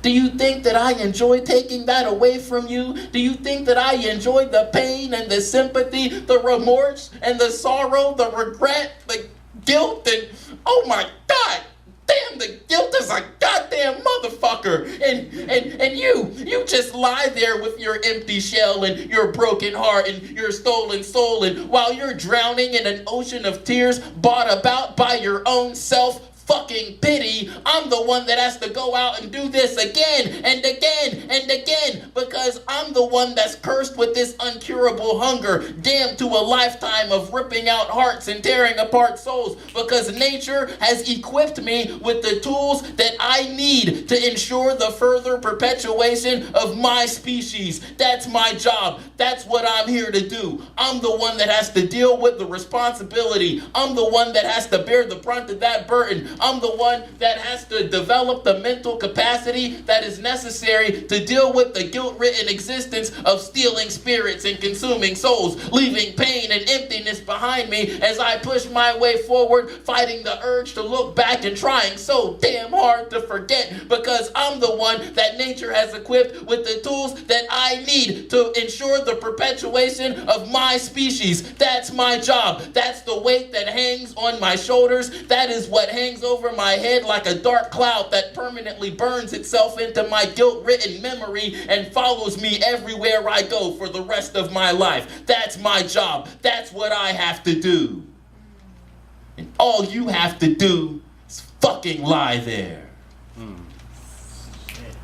Oh, baby, I'm sorry. I didn't mean for it to come out like that. I never meant for that to happen. I never meant for this to happen. But you just don't understand. It's just like I get so damn hungry sometimes. And when I see you, it's like this hunger is all I can think about. It's like I'm not an idiot. I mean, I'm no fool. I know there's gonna be pain. I know there's gonna be guilt. But if you ever get hungry, I mean really hungry like I get, then you would realize that the pain and the guilt are just things that just don't cross your mind when you're at the peak of your hunger, and you have to try and find some kind of a way to convince yourself that the pain and the guilt, man, that's just the stuff that you have to deal with afterwards.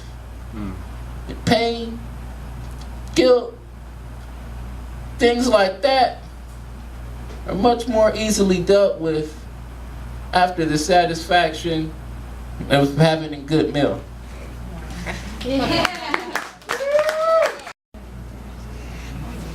All right, one more time for Malcolm Bauer.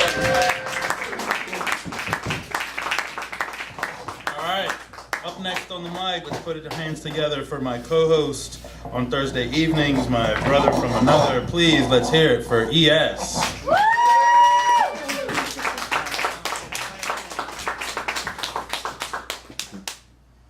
What's up, what's up, what's up? What's up, dude? How y'all feeling out there? Girlfriend, what's up? Concept. Alright. So, yeah, for those that don't know, I don't know how many of y'all that is in here, but I go by the name ES. 6 letters, not 2. If you want to know how to spell it, ask me later. What's it stand for? Eclectic soul. 'Cause that's what I am and shit. You know? Yeah. Been a good Sunday. So we're gonna keep that going and shit. Y'all feeling alright out there still? Yeah, man. Good. So I have no idea.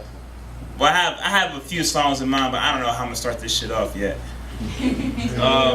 First off, I want to say shout out to 7 Free 7, come back home. For those that know 7 and haven't written a letter to him yet, please do so ASAP, because he needs all the positivity and all the love that he can get. You know what I'm saying? And that's just from us being family. You know what I'm saying? Yeah. So yeah, get on that shit if you haven't. So I'm gonna dedicate this set to him.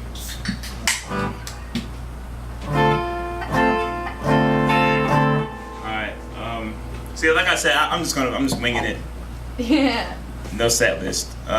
This first joint is called Absorb the Impact. Woo! Alright.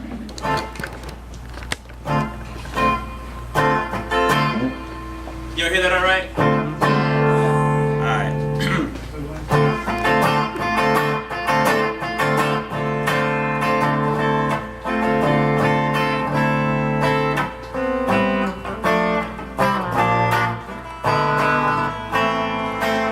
Lyrics and no guitar with no lyrics and finish on both sides until I find the spirit inside them. Last checkpoint about the lyrics, some more fear, but other folks can really hear it. Now hear this sound of an unknown kind from an abnormal mind with all force to change times of a current mistake, aiding our future's sake. Fuck sidelines, I have to play just like time can't waste inspiration. Plus my potential is crazy. I need that shit, it's that simple. The same way I need my fix before I tremble and transform into one psychotic individual. Soul force to 12 stars exploding at one time. I ain't that thought provoking, cause when I come along, what I drop upon you is greater than 100 megaton bomb. So take it all in now, absorb the impact from the sound dished out of you. Ain't gotta worry about hiding from the shockwave and round. Take it all in now, absorb the impact from the sound dished out, and bask in the blast, eradicating all the garbage around. The essence so contagious, whatever you do, you can't shake this. Be grateful and show appreciation, and then I'ma lose in my life's occupation. Ain't happening, Jack, peep this next statement. Witness my ascension, so relentless and going against the odds, sipping over greatness, and I won't fold. You never hear me say, oh, so my soul can buy me out, yo. Suckers won't escape this, bound surrender. Then when you do all your scraps to go bounce and never come back. Shame to the art of rap, unaware of the culture that is from. See, knowledge is what you like, it's a problem lasting too long. Cats need to wisen up, break you. Liven up your style, let a fact develop on original, cause anything else is just fucking dumb, son. Take it all in now, absorb the impact from the sound dished out of you. Ain't gotta worry about hiding from the shockwave and round. Nah, I take it all in now, absorb the impact from the sound dished out, and bask in the blast, eradicating all the garbage around. Bask in the blast, eradicating all the garbage around. Bask in the the blast, eradicating all the garbage around.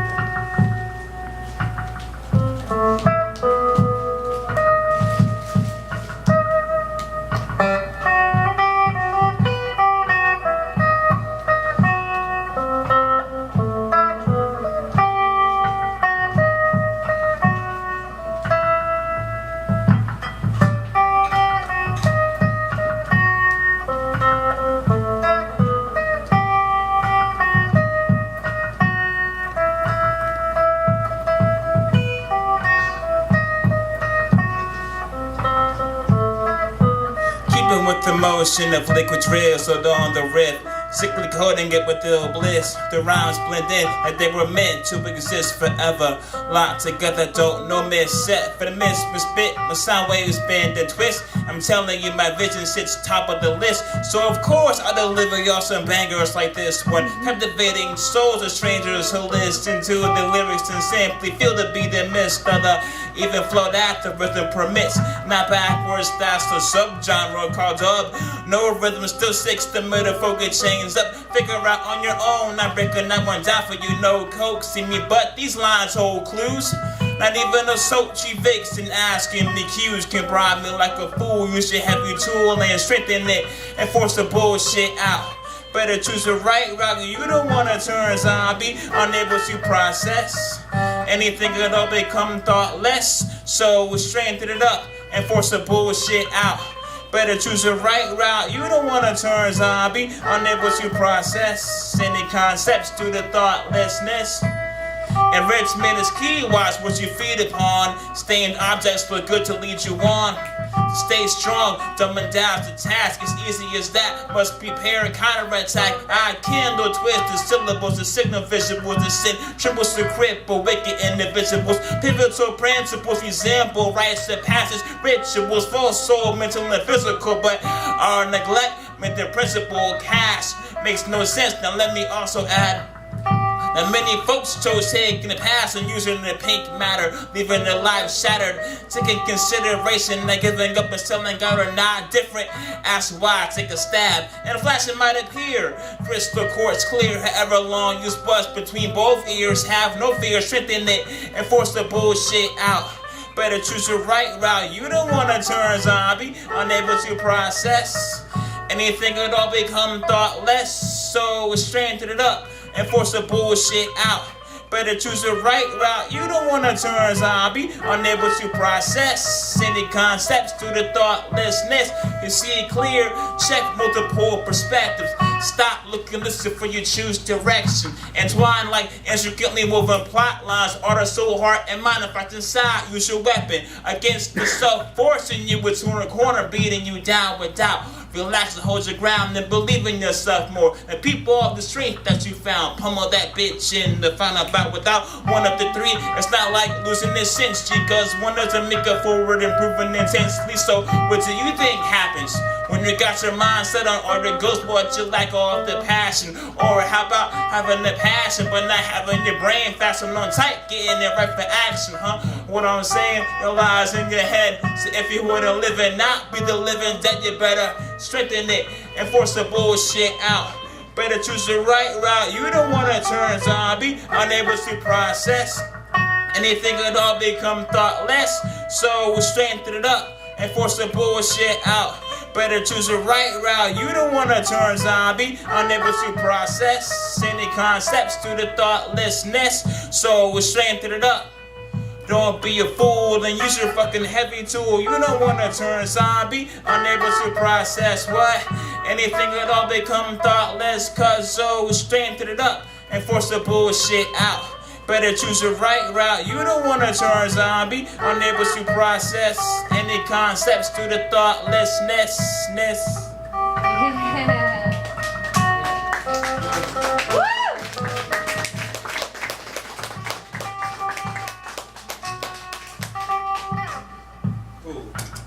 Cool.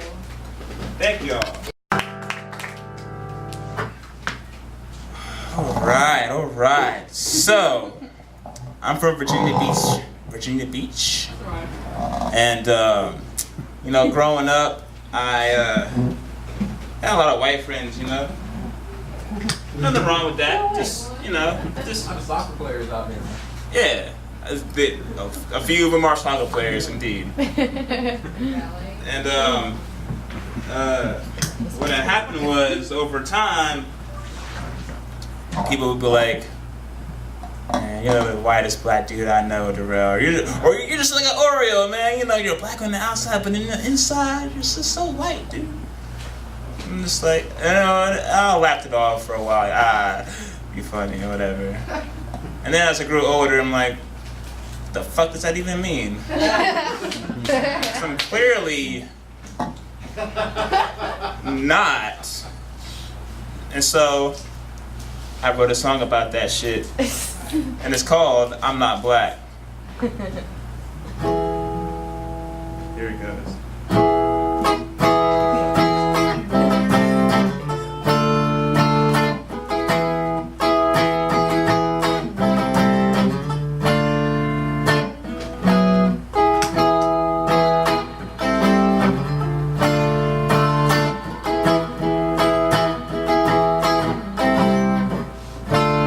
See, I'm confused. I love real rap tunes, but got hats to show love for Sublime too. I barely say nigga. Usually it's dude, sometimes I'll use gnarly as the right substitute. ADJ to say how I fell off a wave, cause I love to bodyboard, but swimming's usually the case. I'm 6'5", the b-ball fame or favorite team. I don't even watch the games. 17th Street, shade shield, the blazer, hide the fact. Those are bull up, put their darts away. I love playing skate. That shit is the bomb. I wouldn't in real life, but think my fucking feet are too long. I got all slightly stupid, not enough Q-tips. Some special sauce, known as a rip. The Bronx, what's wrong with me? I'll be dominating basketball. What can I say? I guess I'm not black, y'all. So who the fuck are my real parents? Now fuck them for throwing me away like this. Diagnosis, red darkiosis. Confused for so long, I guess I'm not black. Nigga, you ain't got no J's, guess I'm not black. Tip, no matter who waits, I guess I'm not black. The X Games instead of college basketball? What the fuck? I'm rocking fitted, no sticker the way that I wanna. Soak from all the rain and I ain't go through no trauma. A party going on, I wanna do me a keg stand. As long as 5 people can lend me their hands, I wanna skydive. It looks so cool in the Camden Mountains too. Spire rocks, a sweet view. I don't eat chitlins, it's no too rank. And no amount of hot sauce can make that shit taste dank.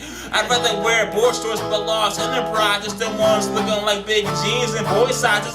Silly trim, it goes hand in hand with dudes wearing long shirts like nightgowns for men. I want the D on DVD, fuck watching BET. My brother don't need rims or hubcaps to spin. What's wrong with me? I'll be running shit at football. What can I say? I guess I'm not black, y'all.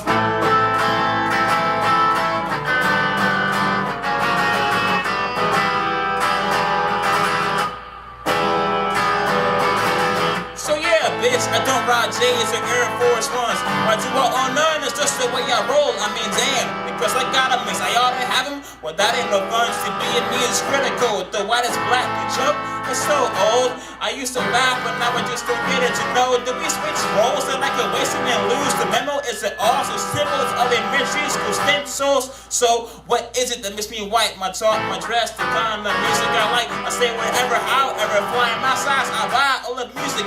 Janice raised birds to nickel nines. The fools say they blacker than me.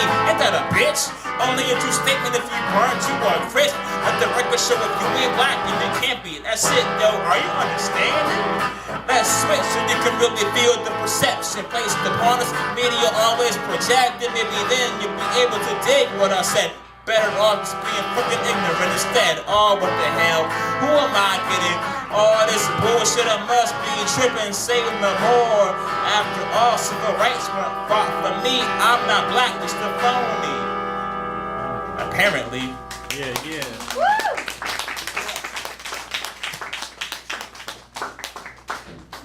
To this day, people still be saying that shit. Alright. Okay. You say so. So, I'm gonna get into this next tune. This is called Against the Grain. Yeah.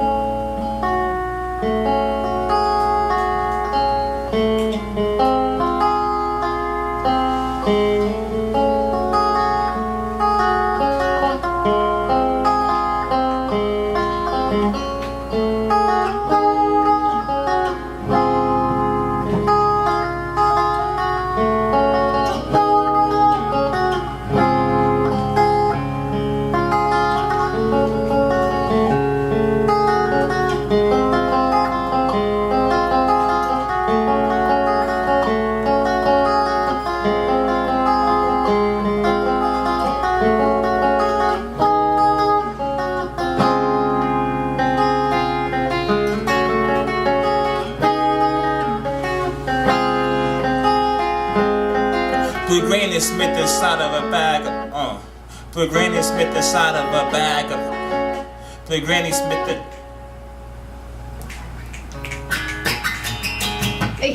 Put Granny Smith inside of a bag of candies next to Sandy, only black kid in the class. Painting more than raw sanding, am I wrong for just being that? For real, that's all I can be naturally, man, that's a fact. Go ahead, ask my family, yeah, I played ball as a child, to come as no surprise. That shit all changed from junior high, writing raps in my room, blasting restless by the X to the Z. You know, inspired one of my rhymes about what I really don't know. It might have sucked, but maybe not, that was some eons ago. Now that I think about it, it could have been aimed at my folks angry and torn and beaten dry. So I stayed and I poked mad at the world with enough angst to jump up and calm down. With a hammer fist of Herculean, I could just rip apart the globe.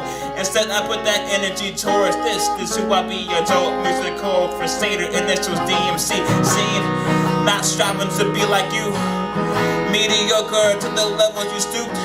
Down to your core, society has you grouped in single file lines full of brainless shoots. But I'm going against the grain.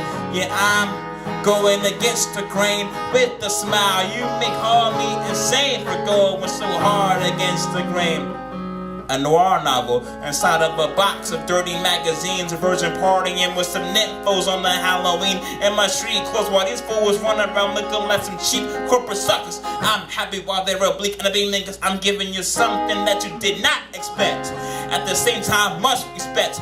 Like coming from left, right, to Niagara, down from within while outside. There ain't no way to stop my stride. Simple concept, nothing to hide. Really, once a niggas ever peep the beat generation, you feel me? Do not confuse with beatniks, and they full of that jive. Ignorable fools perpetrating to fuck with your mind. That ain't how I roll them, genuinely authentic, but at the same time can make up a believable story on the fly. Trustworthy indeed, don't twist it. I just get kicks off being so damn gifted. It's this shit, my passion, not striving to be like you.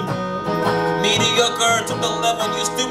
Straight down to your core, society has you grouped in single file lines full of brainless shoots. But I'm going against the grain.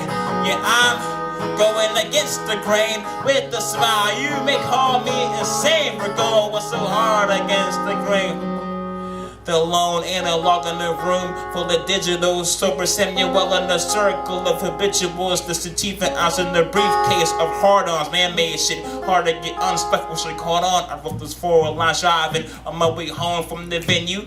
I was on the road paying my cruise. It's one of the splits on West 35th Street. Would do for any artist, senior or young, vet or new. To be continued, different progression of riff, I guess. And nobody else to compare to this. Got people confused with them steadily scratching their list, looking for a box with me in with description etched in. So fuck that, don't waste your time, accept this for what it is and who was by ES. So spell it right, the same for my real name, properly pronounced with a silent I. Game changer, you'll see into time slights. I'm not striving to be like you.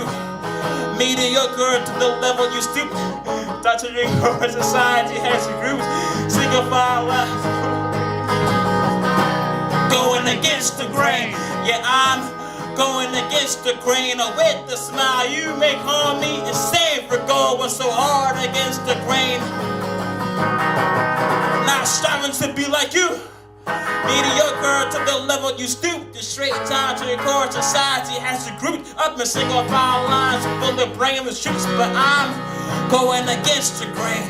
Yeah, I'm going against the grain with a smile. You may call me insane for going so hard against the grain.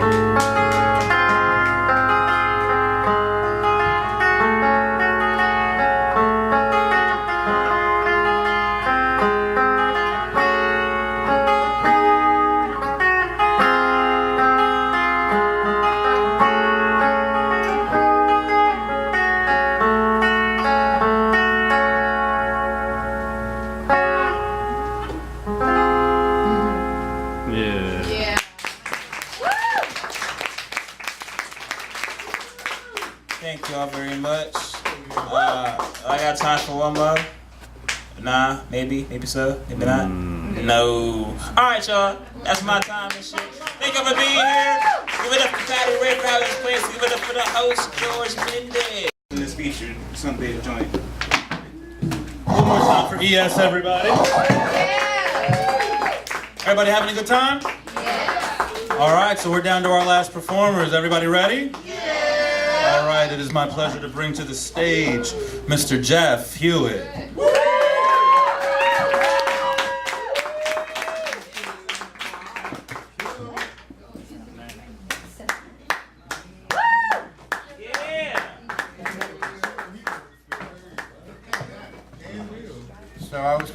write this poem about what it's supposed to be a man in today's world, and it was going to be like Shakespearean and epic, and then like I got busy.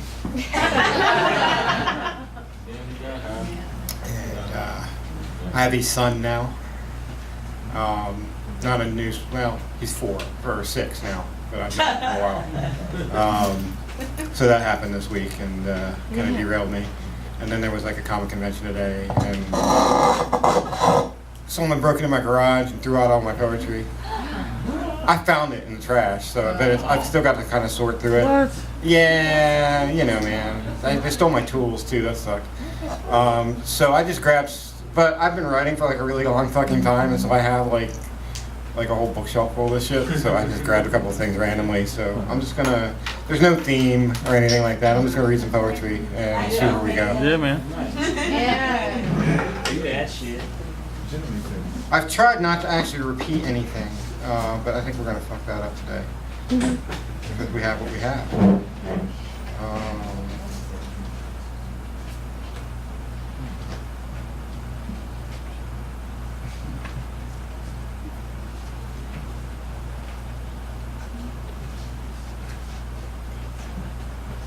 I gave my love away like loose change to a passerby in a bus stop, and now I can't buy a soda. It's a short piece to kind of loosen it up. This is probably one of my favorite pieces, and I've done it before here, but fuck it, we'll do it again.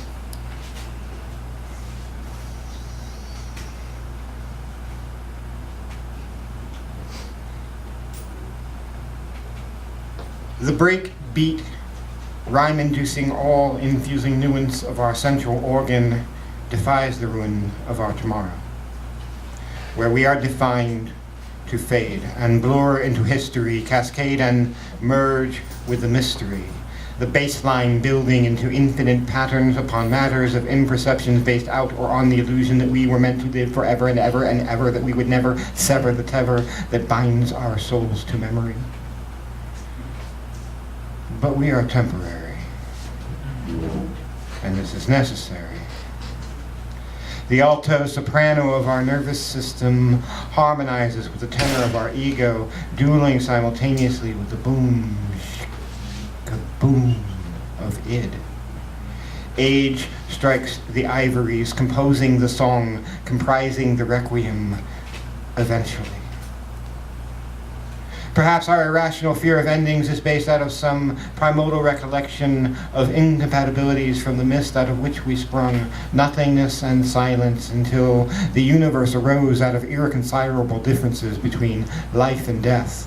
The Big Bang, a shotgun wedding, where the groom bolted and the bride ran away to the moon, tossing her rings into Saturn's icy remorse.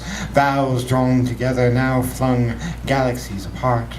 The gifts left unopened in the ballroom, the marriage license revoked with an invocation. Let there be light. And there was. Our hearts are so much larger than the sum of our parts. Left unchecked they loom, massing into declarations, epic in proportion, minor symphonies of unchecked grandeur, where I could tell you that my love is greater than the moon. And you would ask, what of the stars? I could tell you that my love is greater than the stars. And you would ask, what of the sky?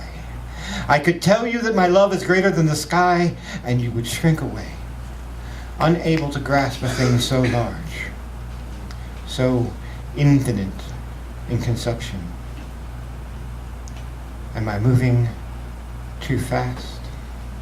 Spiraling through layers upon layers of cognitive existence and subconscious resistance, flinging through the universe past the speed of thought, past the speed of Mercury, past the speed of Mars, past Callisto, past Pandora, past Ophelia, past Chion's gilded edge, spying God, riding Halley's comet, crying high, ho, silver, away, on his way past. Am I moving too fast?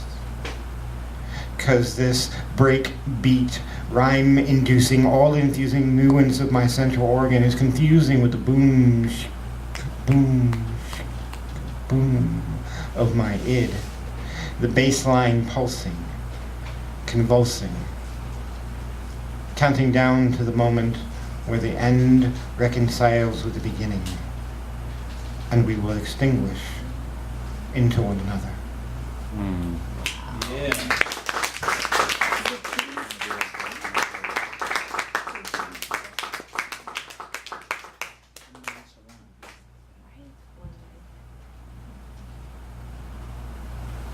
There's a quote, I forget who it is exactly, because I'm getting fucking old. It's just this disappearing from my head, man. It's fucking horrible. But maybe it was Jefferson. I don't know, somebody like that. The whole poets are the unacknowledged legislators of the world, the secret hidden legislators of the world. And I never really fucking understood that, unless they meant like we don't get paid and nobody does what we tell them to. To me, poets are emotional historians. We record what it felt like to live while we were writing. Damn. And it's a sacred trust to me. And at the same time, we're creating art, and we get off the art that we create, but we're creating art that's based around tragedy and this pathos and horrible fucking things that happen in our world because everything's random and there's no meaning, and you get the idea. And so this poem is about that, and it feels topical to me right now because everything is so fucked up right now, man. I mean, Jesus, Yeah. I'm 42 years old. I thought the days of the Cold War were gone. And all of a sudden we have some dude in a fucking Cossack hat saying, you know, hey, by the way, we have nuclear weapons. And we've got people beheading people. People fucking beheading people. What the fuck? And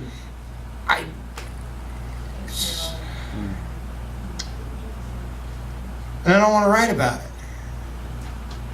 I don't want to record it. I don't even... Like, maybe if we don't write about it, it will never happen. But I know better than that.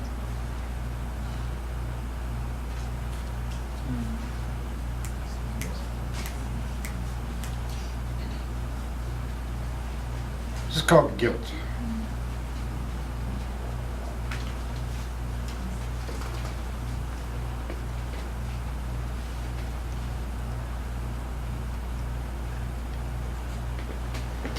As a child, I so loved the sea. It was, after all, where my father lived. He'd cross the doorway, tales of brine and faraway, the air of salt abroad. And always she returned the sailor to his home, to his wife, his sons. And I knew gratitude. I would pray to the ocean. I'd sing to her at night under the cover of a mistress moon. She seemed so young before those ancient waters. In retrospect, it reminds me of Grandmama and my mother, ever the girl in her presence, taken to task over some perceived failing. I would pray to the sea, and she would guide a too soon wearied heart through gray days, daylight fog, gasoline ardor, and soothe. Once my name was Sea Dream. I fancied myself born of a vast imagination, set forth on dry land, an aspiration, an inspired whimsy bestowed upon too hard clay, an attempt to reclaim the scattered conch shells, ground deep into our foundations, each whispering the secret history of dreams sent before to shore. Where it's wave over wave, and it's sea over bow, I'm happy a man as the sea will allow. And yet I am no sailor. but a poet. And poets sail different seas. Poets are whores. We are whores. We prostitute pathos and pain. We reap suffering and tragedy. We hunt truth like a whale. A white whale. Oh, the captain has gone to the topmast high with a spyglass in his hand. A whale, a whale, oh, a whale, cries he, and she blows at every span. Brave boys, oh, she blows at every span. We can't stop ourselves. Poetry is a madness of sorts, not unlike old Ahab's, and there are days wherein, much like his, our prize is not worth the price. Oh, the whale was struck and away she went, with a flourish of her tail. Alas, alas, oh, we lost 4 men, but we did not catch the whale. Brave boys, oh, we did not catch the whale. I do not want to write this poem. I want no part of this. But the poem, it swells and snarls within, and I cannot let go, and I need to let go, because I cannot fathom this truth. I cannot plumb these depths. I cannot understand, and I tried to understand. I tried to comprehend the loss of 14,000 souls in an instant, in a moment. I thought to myself, 14,000, that's like if everyone I know and everyone they know just disappears. But 20 minutes later, that figure doubled, and suddenly all the people who know the friends of my friends, well, they're gone too. And then the next morning, that number tripled, and everyone in a 5-mile radius is just gone. And then 170,000, and then 250,000 souls.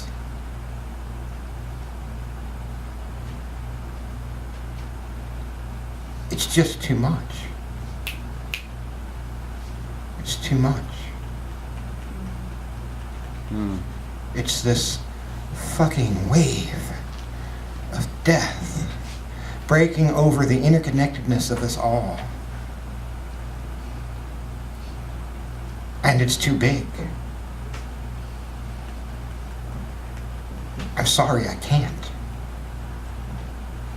I just can't.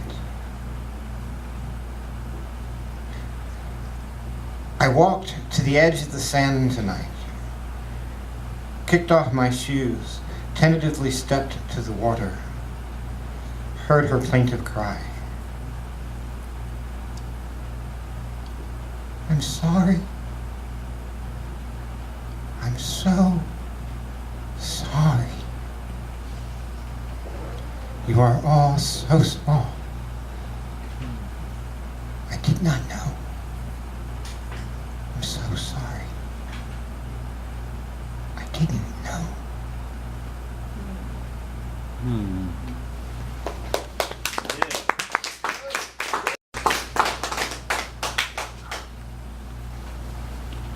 One more, and then I'm done.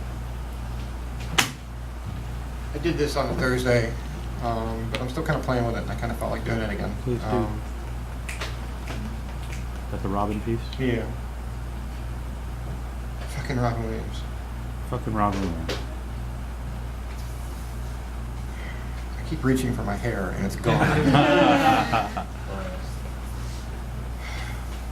used to stay up when I was a kid. My parents used to let me stay up when I was a kid because I'm old enough for that now. And we would watch Mork and Mindy on a black and white, like 13-inch TV with the rabbit ears.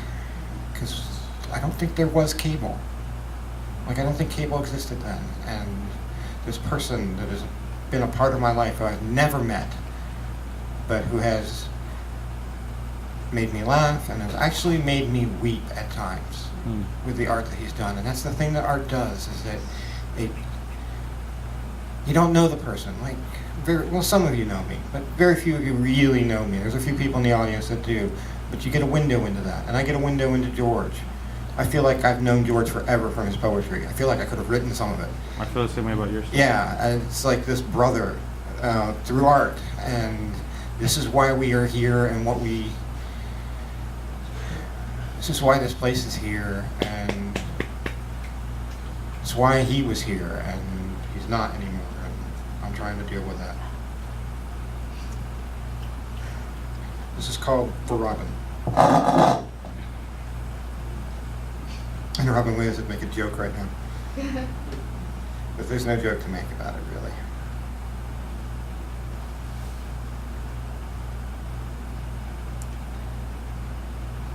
I tried to kill myself in the summer of 1987. I slit my wrist with a cheap stainless steel steak knife. I bought it from Woolworths, I think. Paid maybe $1.40 for it.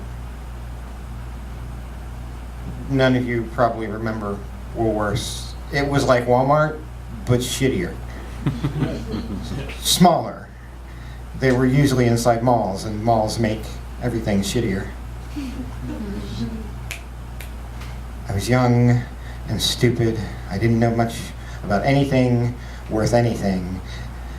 So I did it the wrong way, and I lived. I mean, it hurt like a motherfucker, but I lived. I wore long-sleeve gothy sweaters manufactured from a blend of rayon and wool, all black. Wore them for like a month and a half while I healed. It was 92 degrees in the shade, but I was weird, and I smelled bad on a good day anyway, so no one noticed.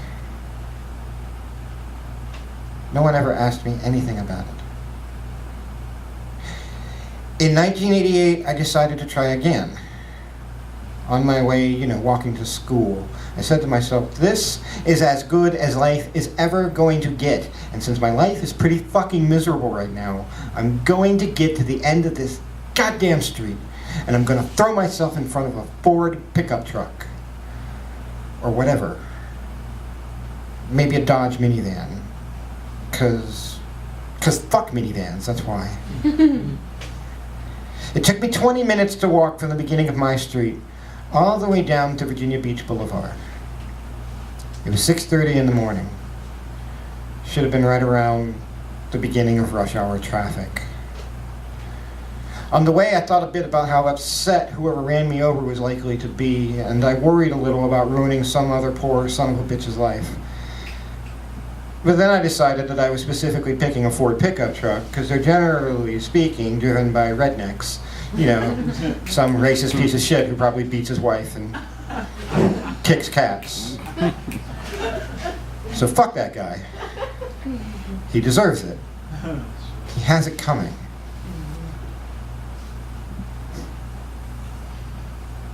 When I finally got to the boulevard, there wasn't a car in sight. The street was completely, utterly deserted. So I said, fuck it, and went to school. And I never tried to kill myself again. Man, Robin, I wish...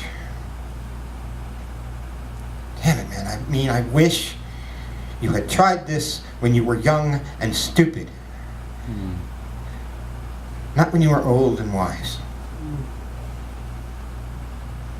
The cooling day gives obvious lie to meaning. We are all gone in the end. And what does it matter? Nothing. Of course, nothing. The sky is vast and dark. We are but dust and dirt with delusions of relevance, animated through electrical impulses born of chemical reaction. I wish you wouldn't have done that. You shouldn't have done that, man. You were one of us, and we needed you. But your corpse is worthless. There is no why. Truth is poison. I am tired. Tired and so cold. But I am done with death. And so I'm done with you. And we are none of us more than what we do right now. And now. And now. Carpe diem.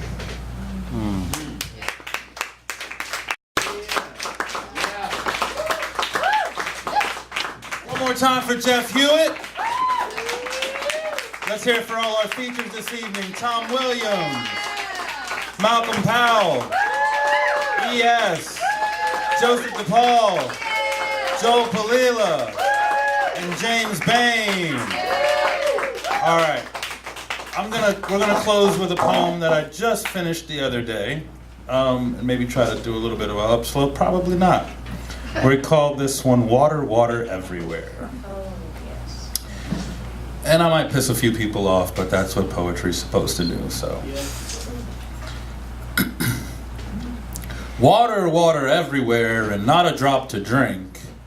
Meanwhile, Johnny nominates Tom, Dick, and Harry for the Ice Bucket Challenge, raising awareness to the tune of $70 million since the launch of the campaign, while an estimated 150 million people have actually participated in the stunt. No pun intended, but those numbers are washed up. Water, water everywhere, or else make a donation to raise awareness for a disease that claims an average of 140,000 lives globally per year, while 3.4 million die a year from dehydration. Lou Gehrig's disease is horrible, and my heart goes out to anyone suffering from it, but the silly viral craze isn't helping. You don't fix a problem with another problem. A solution is not a solution if it in turn creates more trouble. Water, water everywhere, and not a drop to drink. Meanwhile, we have parks where we play in it. We are less than an hour away from a 1 million-gallon wave pool at Ocean Breeze Water Park, Virginia Beach, Virginia, located less than 7 miles from the Atlantic Ocean. Water, water everywhere, but 800 million people worldwide with no access to any clean enough to even rinse in, fecal brown and riddled with bacteria. Tell me, would you be as willing to accept the challenge if it was their water you had to use? The chill of the ice is intended to stimulate the ceasing of the nerves as it does in an ALS patient, but a stun gun would do the same thing. How's that for a challenge? Water, water everywhere, but lack of access to clean water and sanitation kills children at a rate equivalent of a jumbo jet crashing every 4 hours. Water, water everywhere, but an American taking a 5-minute shower uses more water than the average person in a developing country slum uses in an entire day. Water, water everywhere. In Accra, Ghana, it costs 3 times as much as it does in New York City. Over 2.5 times more people lack water than live in the United States, and we live on a planet where more people have a cell phone than a toilet. So tell me one more time about your challenges. For every dollar invested in waste and sanitation, an average of at least $4 is returned in increased productivity. Just $25 can enable one person access to a lasting supply of safe water, improved hygiene and sanitation, and achieving universal access to safe water could save 2.5 million lives per year. Water, water everywhere, and not a drop to drink. So tell me, who's thirsty? Woo! All right, get to where you're going safe. Good night.